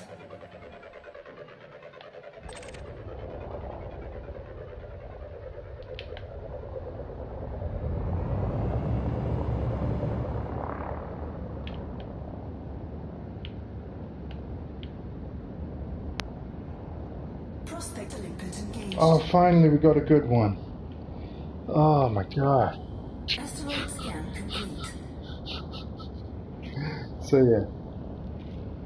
Not everyone will want to do mining. And indeed, there was another subset of YouTube videos.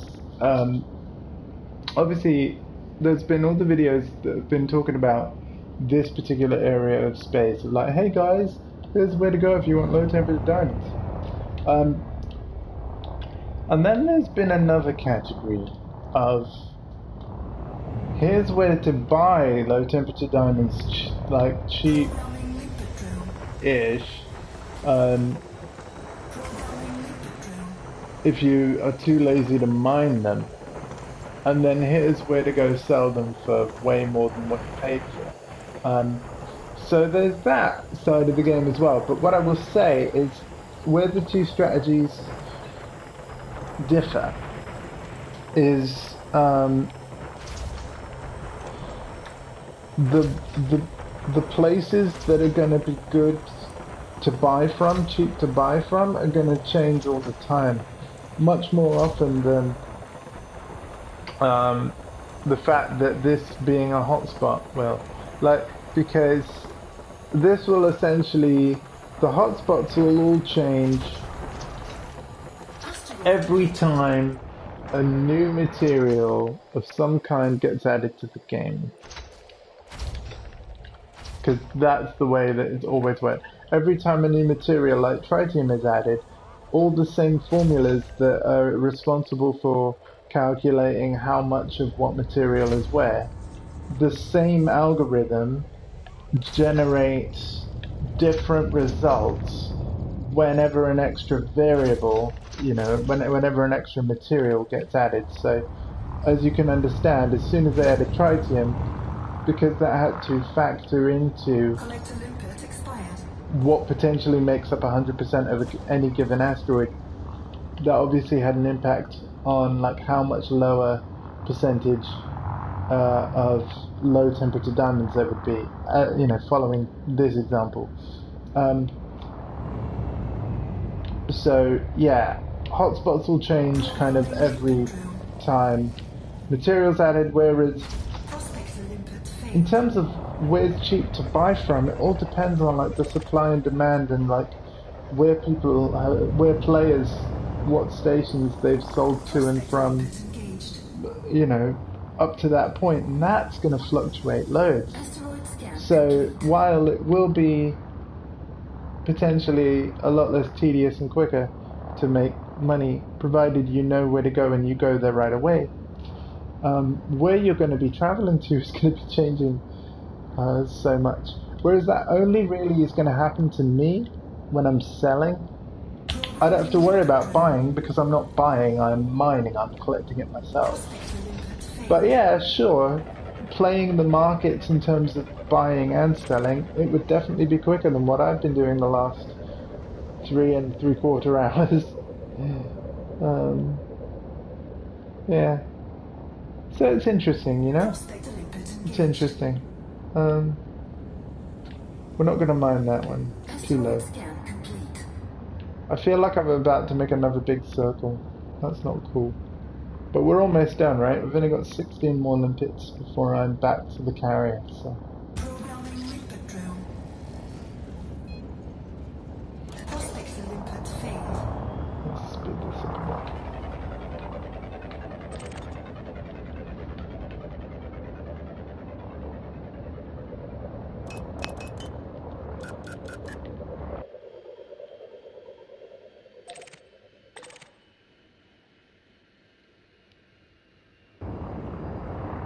Prospector There we limpet go, engaged. 24%. This is a good one. Ugh. Asteroid scan complete. Collector limpet expired.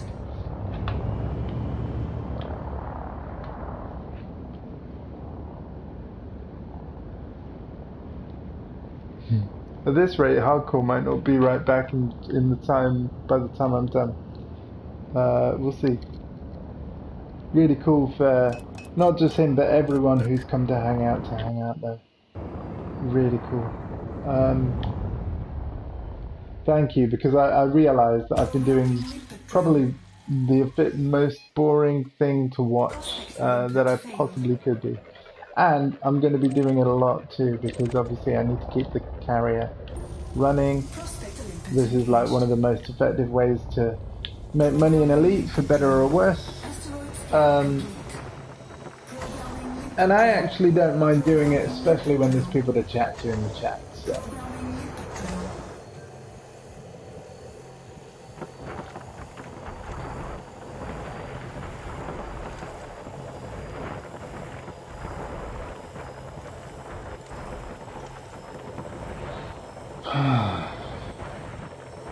But yeah, that also, that aside tells you a lot. Even though I didn't do like a full cargo hold mining sesh, I only started with like 175 members. It's still taking a time to get to this point, as you can see at the top of the screen. Depleted. Worth it though. Still worth it. 9 tons of tritium, not bad. 87 of diamonds, about to be 88. There we go.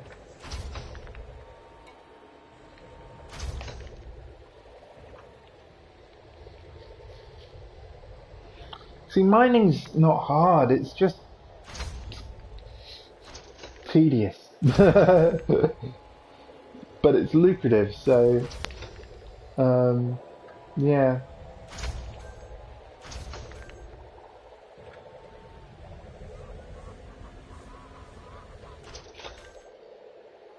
So easier than combat. Put it that way.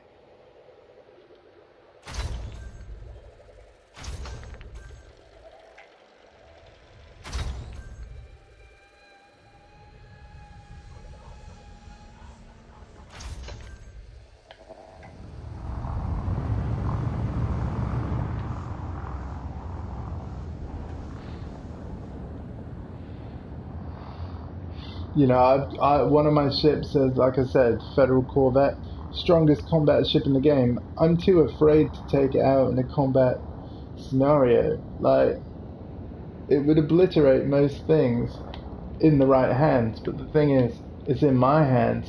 And if I were to blow it up, I think I lose, like, the insurance is like 27 million or something. And I just don't want to lose that amount of money in one go. It's stupid.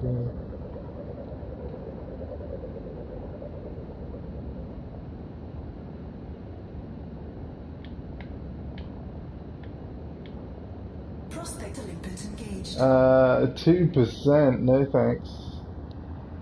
Asteroid scan complete. Again, we are almost, yeah, this is essentially our, like, whatever good asteroid we get, it's our last one, because we've only got like 6 Olympics left. Input failed. So yeah, 4 hours, and again, a lot of that was me asking around. Oh, that's one of the best ones we got, 32%. Asteroid scan complete. That's one of the best ones we got. And high material content, which means, again, that's for the engineer materials, like nickel, phosphorus, sulfur, all the randomly generated stuff that you use for ship upgrades for the engineers.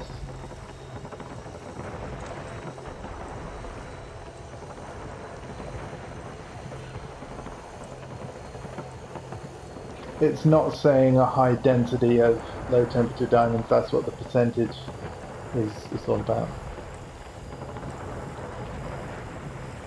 Alright, hang on, we might be able to get another asteroid or two. It all depends on whether the collect Olympics expire or not.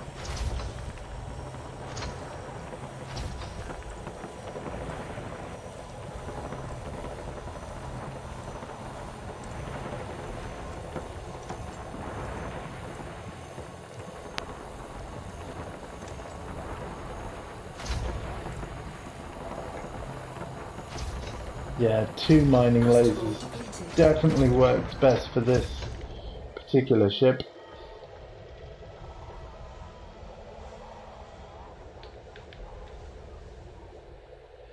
We're not doing too bad. We can definitely do another. We only lost the prospect, like the 1 limpet from prospecting.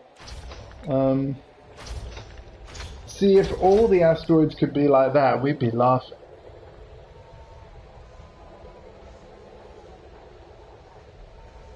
Because that really was a good one. Oh, that's a surface deposit. You need different mining modules to break those open. Not going to bother with that. I only bother with laser mining. It's easiest. Although I probably would get even more tonnage if I bothered with the deep core mining and stuff. Maybe one day, but not today. I definitely have enough money to fit out the ship with the modules, but yeah, I've never done it before.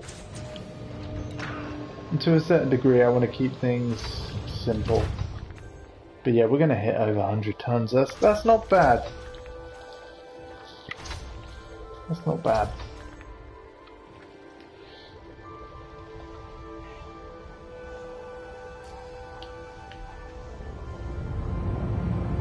You know, it could get me 160 million, yeah, or something like. But I mean, because the fleet carrier can store so much. Hi to whoever just tuned in, by the way. I am not tuning out directly on the 4-hour mark. I'll go a little longer, I think, because I've got to go back to the carrier and stuff. So don't worry, you don't have to leave. It's great to have you here. Feel free to say hi. I will be playing Last of Us on Friday, and I have actually made my decision today. I will stream it. I will be on. I'll be live a lot. Basically, I will get up, I will put the game on, and I will just stream, and I will play as much as I can. People may still come in and out of my room and stuff. You know, life happens. I don't live on my own. I may have to go for like food or calls of nature, but I'll keep the stream running as much as possible. But it will be an emote only chat. Because, and I don't mean to be rude, I wanted to just immerse myself in the game, and what I've realized thankfully through other people that have been talking to me in the chat during this stream, I want to have a place on the internet that other people like-minded to me, myself. I want them to have a Last of Us 2 stream they can watch on Friday, where they can just immerse themselves without the distraction of chat as such. So that they can still see my first reactions to everything. So that's what my plan is. It's not going to be everyone's cup of tea, but if it isn't everyone's cup of tea, as every streamer that I enjoy says, if you don't like the content, there's loads of other channels of streamers that stream in loads of other ways, and yeah, there'll be something for everyone. And that made me realize that what I want to do is going to probably be for someone else. Like it'll be exactly what they're looking for, hopefully. So after I've realized that, I'm actually really excited, even more excited to stream it on Friday and every subsequent day after that until I'm through with the playthrough. So yeah, hope to see you Friday morning.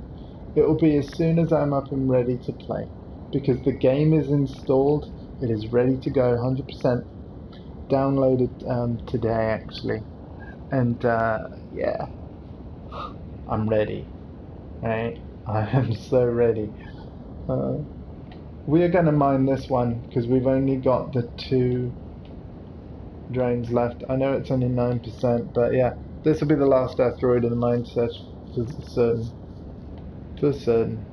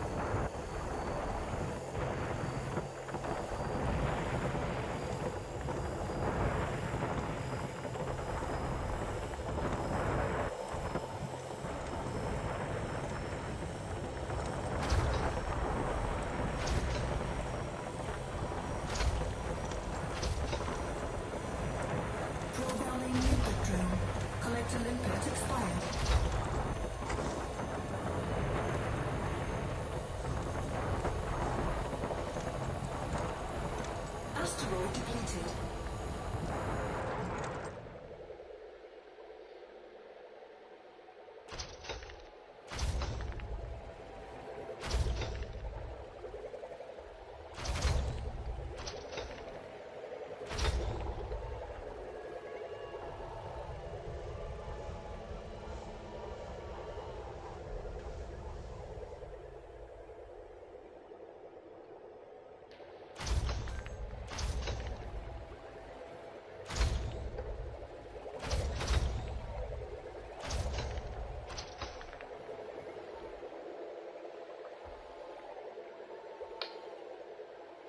Yeah, we are officially done with our mining session because there's no point really collecting with just one limpet, so Programming let's loop just fire drill. that one off and carry one less ton of stuff. Phosphaxyl input failed.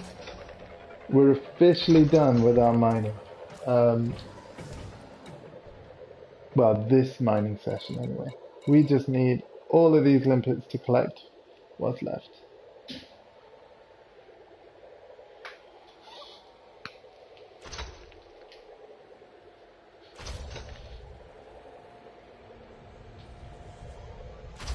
And then we're going to go back to the carrier after that.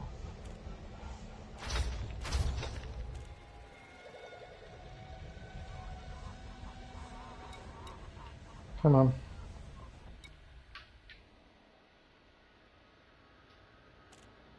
Oh wow, my limpets are expiring, so those fragments aren't going to collect.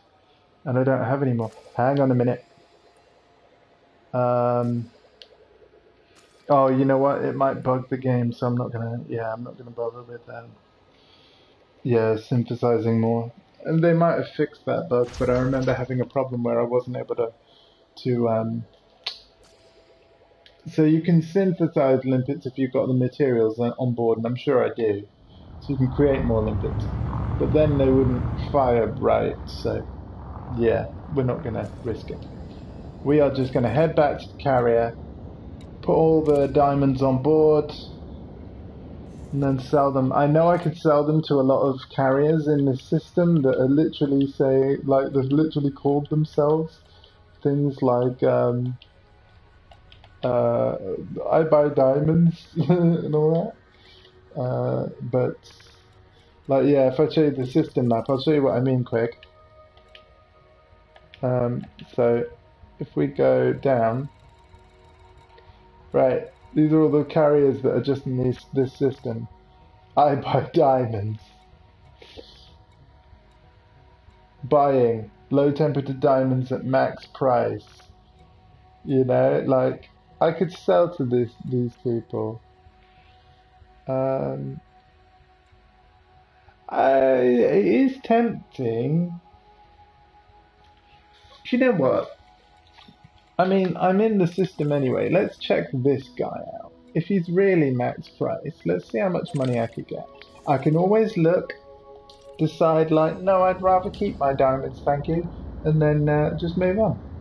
Let's test this theory, because here's the thing. I don't see what's in it for the seller. Sorry, the buyer. If he really is buying them at max price,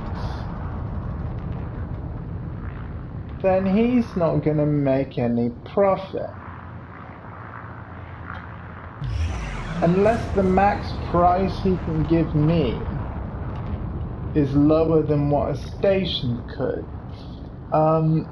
Which might be what he means, in which case he's hoping that the price he's offering, a player would be like, oh wow, that's good, I made a bunch of profit. When really, if the player did like any kind of actual research, they would have been able to make more profit if they sold to a station instead of this player. But you know what, let's go to this player's carrier and see what price we can get, because it's a fact. If I can sell to him, Frameshift drive charging. and you know, he's obviously like in the same system as where I'm mining from, and I can make a decent amount of money from this player in way less time, because I don't have to travel anywhere near as far. I gotta be honest. Kinda tempting. Right? Kinda tempting. Max price is 1,000% of its average, which right now ends up at around 574k. Ah, yeah, that's a lot less. That's a lot less than a station. I think we'll keep our diamonds then. However, I still want to dock at this guy's thing. Not that I don't believe you, but I've never docked at another player's carrier other than my own. I'm curious to see what other services he may have. I know the map screen could tell you, but all I've got right now on mine is the redemption office. If I can refuel there or something and repair my hull, I'll do it before moving on. Thank you for that message. Shot one, kill one.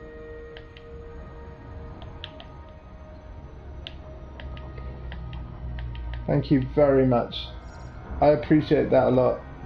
And again, I'm taking you for fact. Absolutely.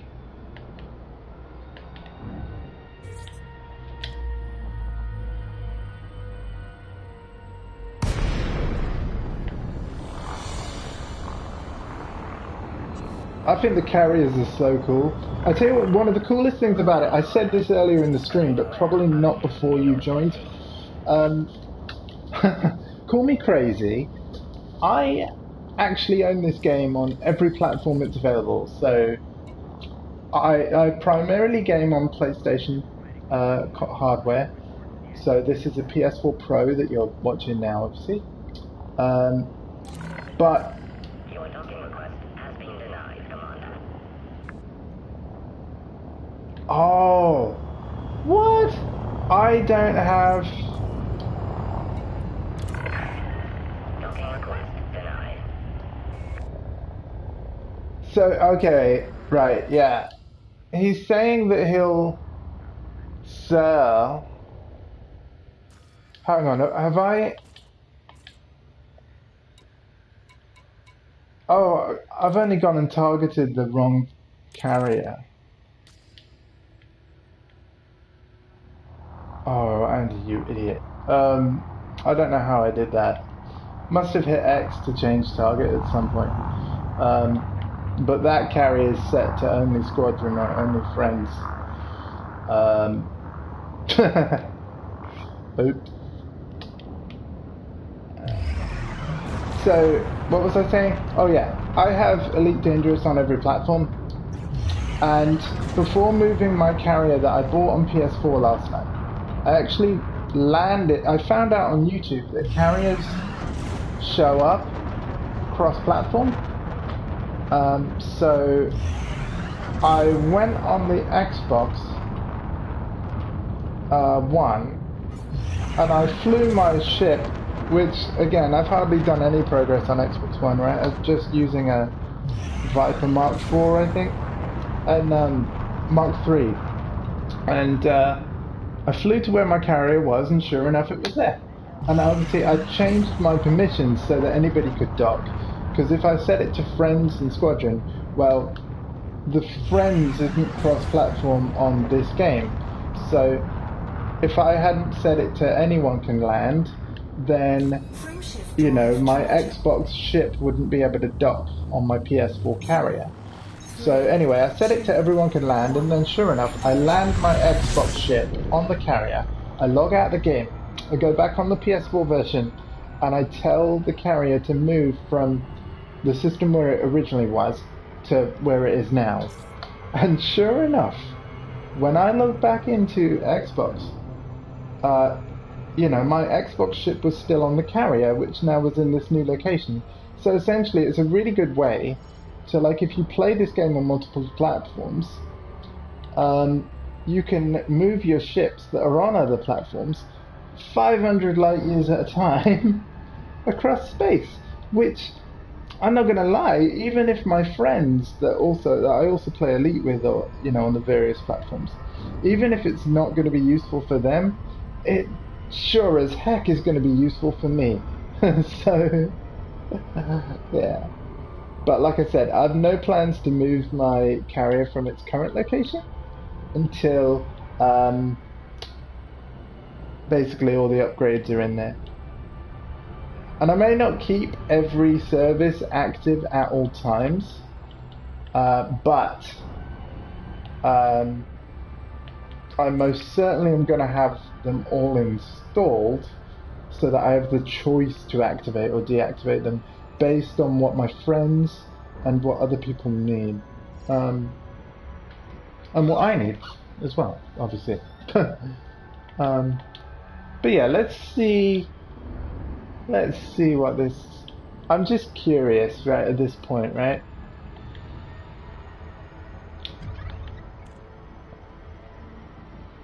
I think I might be about to be interdicted. Yep, all that cargo, yep.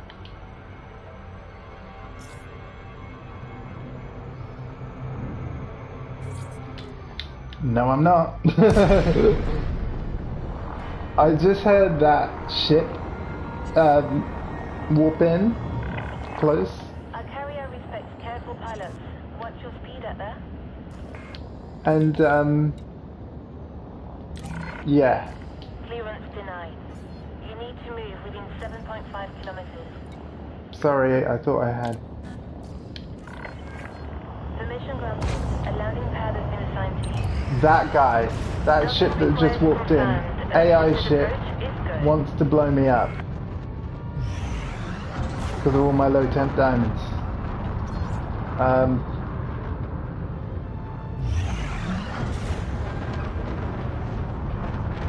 Please land and don't harm this player's ship hull thing. I wonder if I successfully land, if that AI attacker, because I'm in just a private group right now and I'm the only friend online, so essentially this is solo play. Yeah. I wonder if he'll warp away and then I'll be safe, because I realize I'm carrying over 100 tons of diamonds. The AI wants my head. It's just how the game works. I'm not complaining. I kind of like that about it. It wouldn't be Elite dangerous if it wasn't dangerous, right? Landing gear deployed. But yeah, this thing is not kitted out for combat in the slightest. So I've set this Type 9 up, literally 100% mining vessel.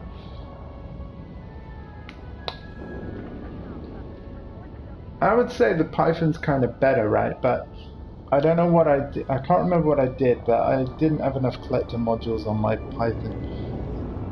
So I decided to swap to the Type 9 instead, because I know that I had that set up perfectly already.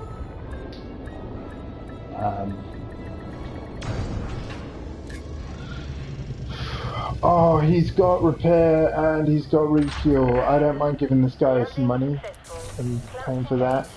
Welcome to our carrier, Commander. Nice. I still need to get those services installed for myself. Cool. Oh, he's got secure trading, which is if you got illegal stuff. But, yeah, he's disabled it for now. That's fair enough. He's got universal cartographics. You know what? I'm going to use this too. I realise that it's going to, like, I won't get as much money as I would have otherwise got. But it will put some money in his carrier's balance. I'm just really, it's cool that he had that. Wow, and he's got a redemption office. That's nice. I'm going to keep the tritium. I could donate my tritium to him as a way of saying sort of thanks. But he's already at... Oh, he doesn't have a tariff. So it hasn't actually cost me extra to use those things. And he's also at 100% fuel, so... I don't need to donate my tritium. Oh, here we go. I can buy Tritium from him? Ooh, should I do that? It's 4 credits more expensive than the average. I'm tempted to do that, you know.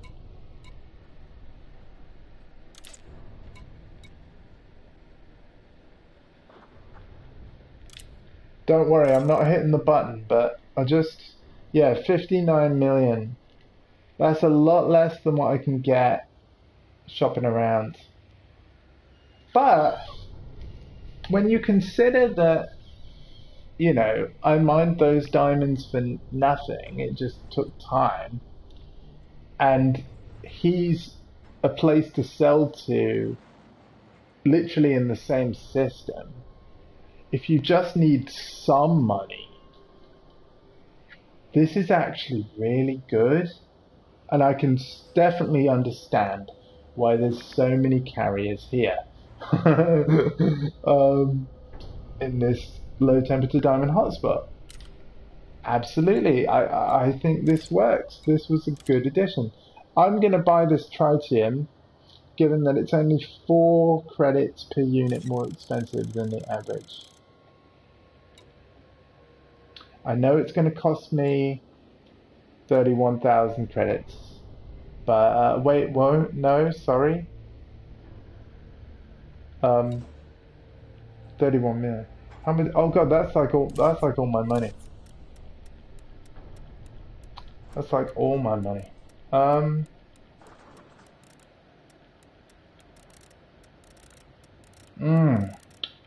How much should we buy? I did mine some, but I didn't mine many.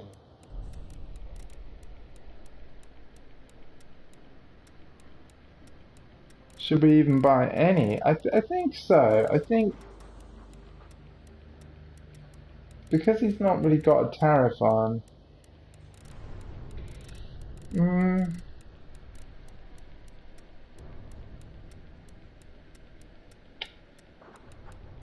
I'll say let's buy like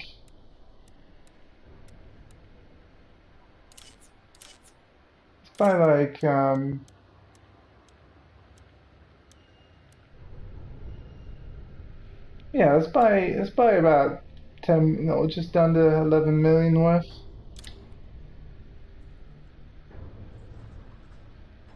Yeah. There we go.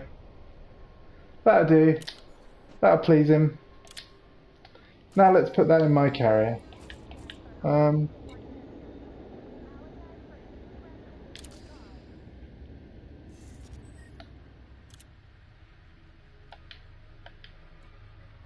So my carrier is in this system.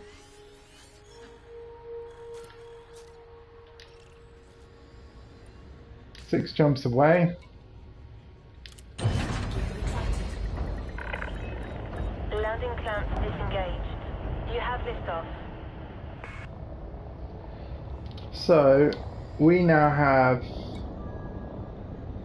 103 low temp diamonds and 146 tritium, but I bought most of it. Yeah, alright.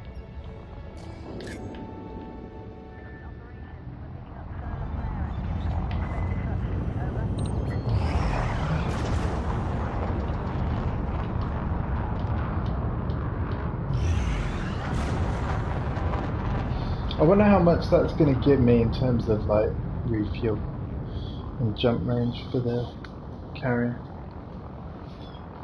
I don't plan to move my carrier anytime soon, but yeah, I want to get that tank up to 100% though, for sure. Take care out there, Commander.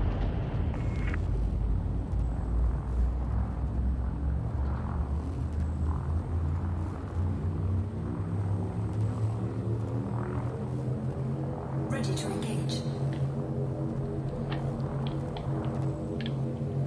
Okay. Will this still work?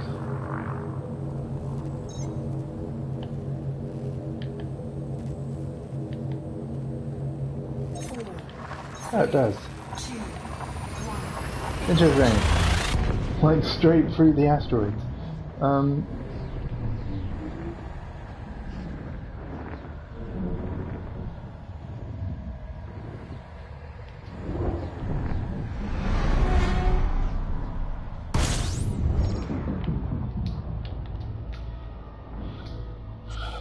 Now let's get more cartographic data while we're at it.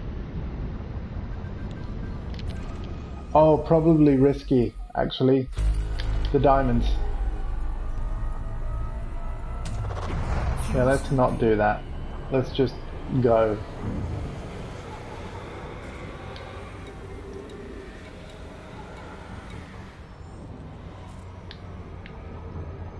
Fuel scoop disengaged.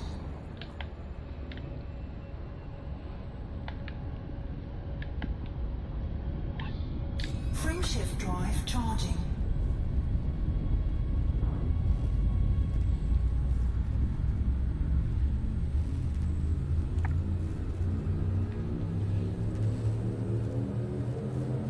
Four, three, two, one.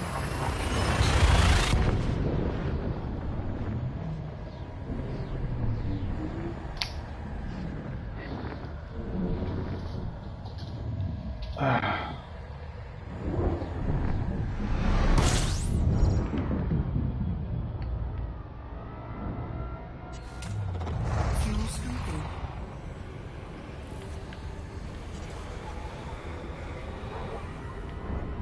Fuel scoop disengaged. So yeah, I'm not going to faff around with the Discovery scanner. Not when I've got those diamonds on board.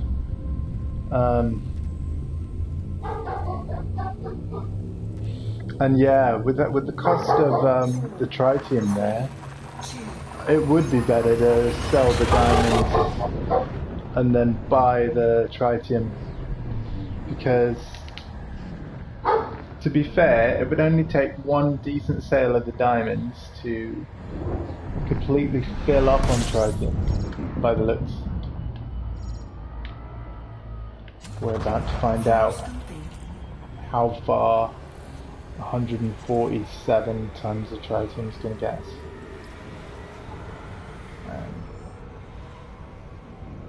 Fuel scoop disengaged. Frameshift drive charging. 3 jumps away, nice. Nice.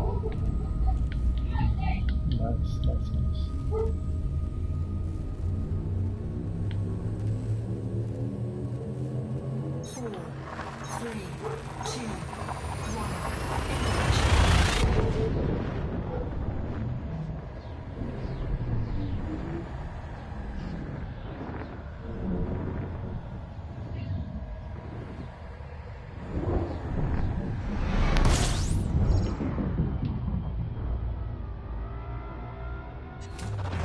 Fuel scooping.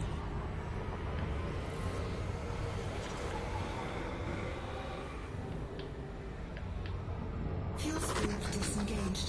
Frameshift drive charging.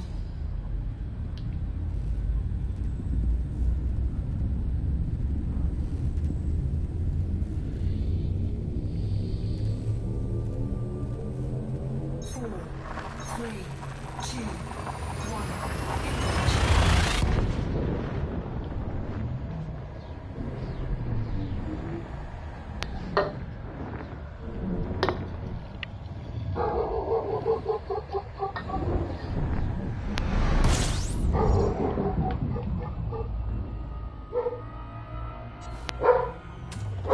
Fuel scooping.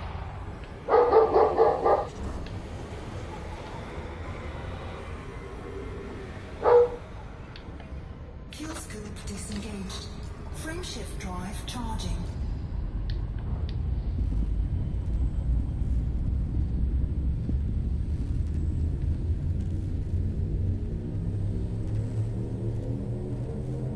Four, three, two, one.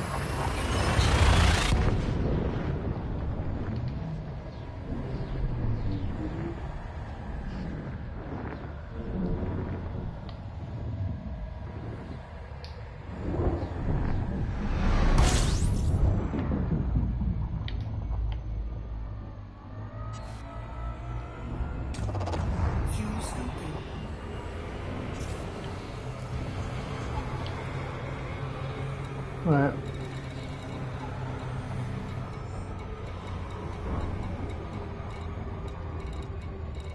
Fuel scope disengaged.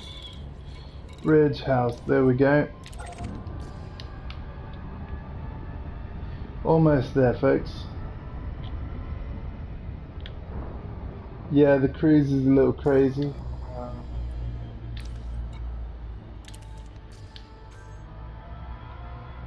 But we're getting there.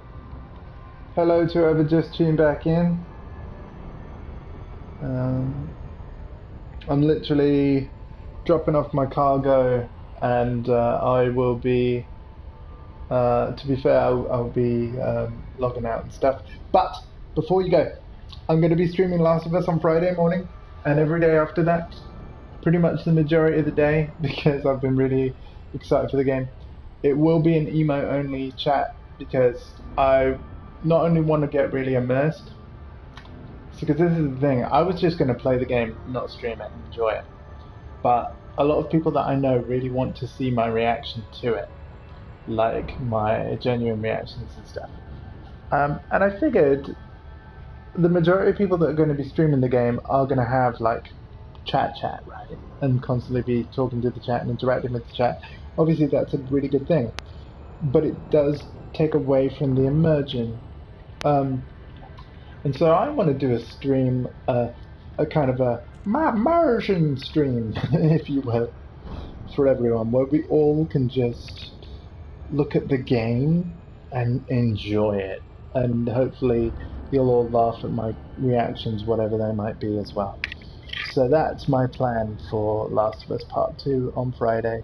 I won't kind of do schedule or anything, because I'll basically be live as soon as I'm ready to be live, and I will stream as much as I can and want to on each day, and we'll do that every subsequent day till I'm done. Yeah, and that's the plan. But there we go, I've announced it.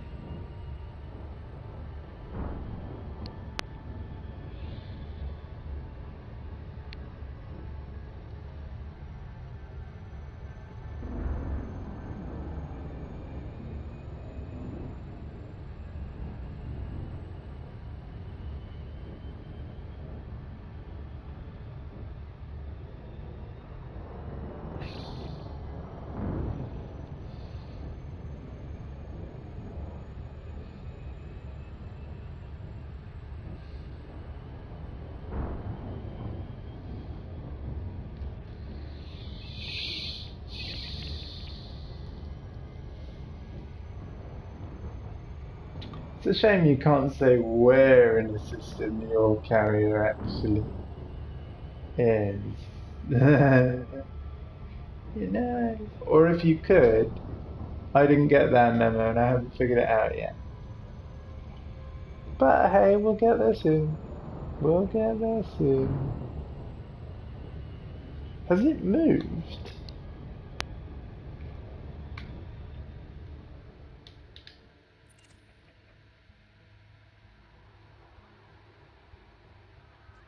No, not necessarily. Oh, I'm no longer the only carrier here. Interesting. Hello, Yorktown.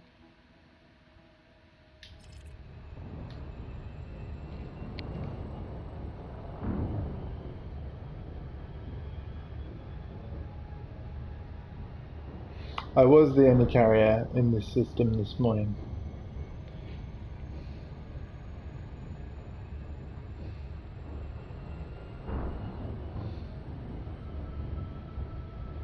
It's really cool to own a carrier, actually, to be one of those players with one.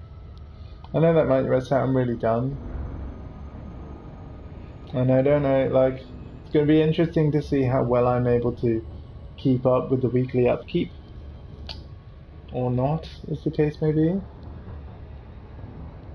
I'm gonna try, you know what I'm saying? I'm gonna try. Yeah.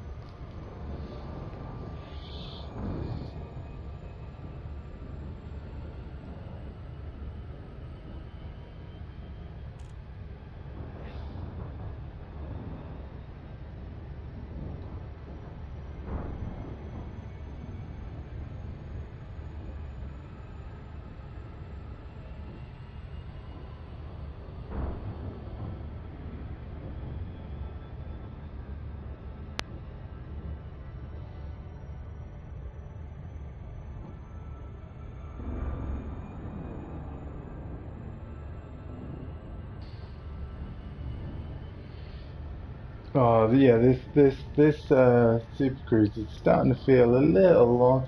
You know what I think it is? The star that because obviously every carrier's got to orbit something.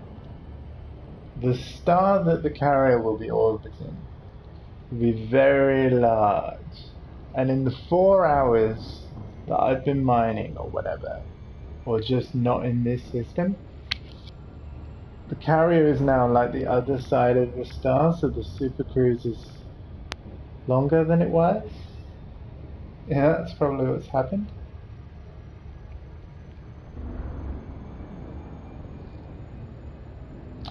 So yeah. Sorry about that.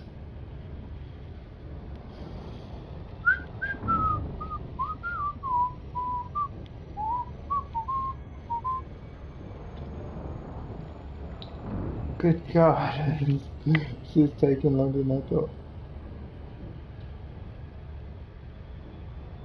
I mean, we're still speeding up. We're going at like ludicrous speed right now.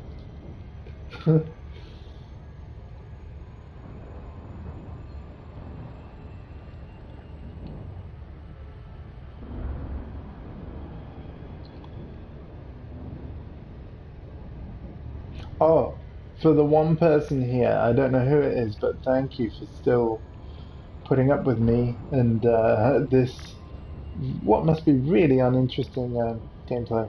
Um, I mean, obviously, I'm enjoying it. Like, I like this game, and I like what I'm gonna eventually be able to do with my carrier and all that. And it's gonna be particularly cool to have friends on board and stuff. Um, but um, yeah, in order to kind of make this a bit more interesting, whoever's out there now, what do you think of that PS5 design? I want your opinion before I give you mine. But if I know you, you already know it, more than likely. Um, yeah, what do you think?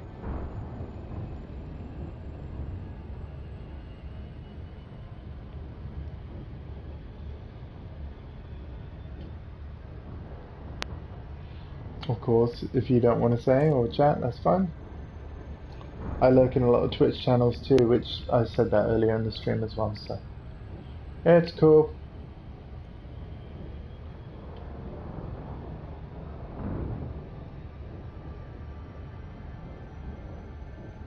We're almost there.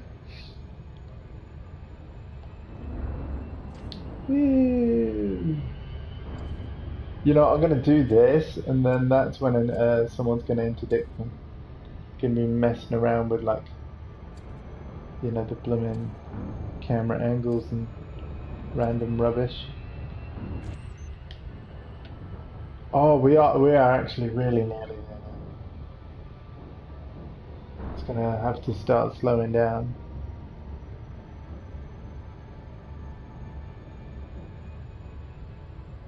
Should start slowing down. Yeah, now. Nearly there, folks. Nearly there.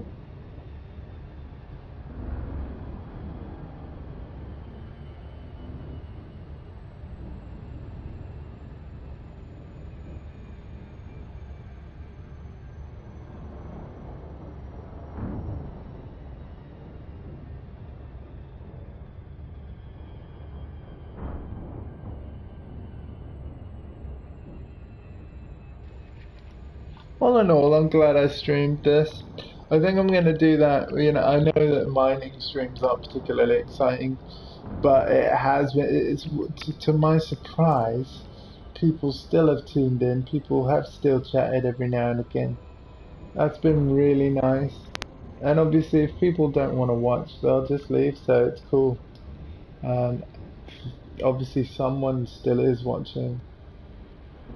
I really appreciate the fact that I know that I can see that, number one, you know, that someone has actually been there, even whether you're talking or not.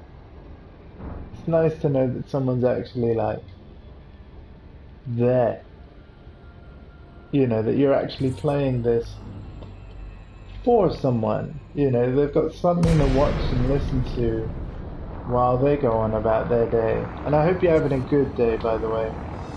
Thanks for sticking around. Welcome, Commander. This carrier is currently accepting docking requests. I know, because it's mine. Your docking request has been denied, Commander. Move to within 7.5 kilometers of the Oh my carrier. god. Made that mistake again? Docking request accepted. A landing pad has been assigned to you, Commander. Request accepted.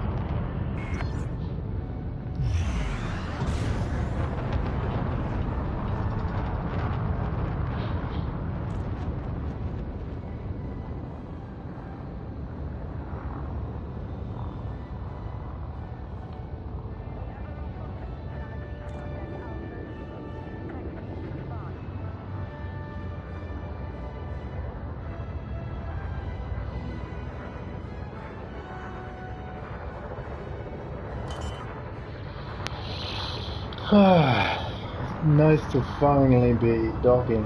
Landing gear deployed.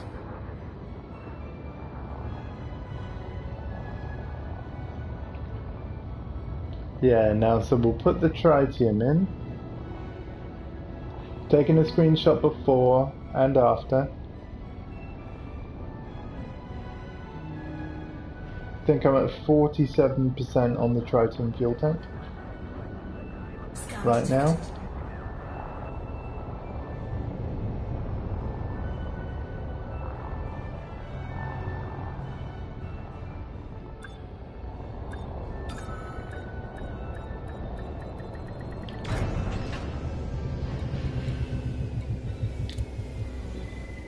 detected. Docking successful. Engines shutting down. Welcome to this carrier, Commander. Why, thank you.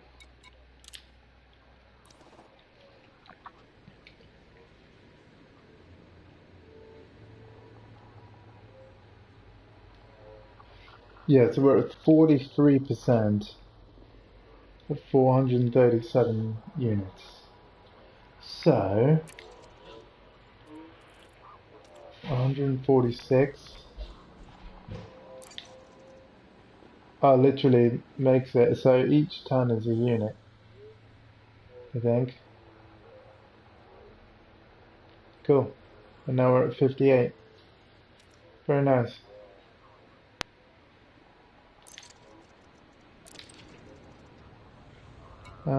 So now I need to go to low temperature diamonds. I love this new button, transfer. Transfer all to carrier. Confirm. And then, so now we have 110 low temperature diamonds on the ship. On the carrier, sorry. Awesome. And it can carry 25,000 in total. I'm using 210 tons of storage. That's really cool. Very nice. Alright, well, I think that's going to do it. I'll give you a look at the summary. At the moment, we've still only got Redemption Office, sadly. But we are going to get more stuff. This is a look at the budget.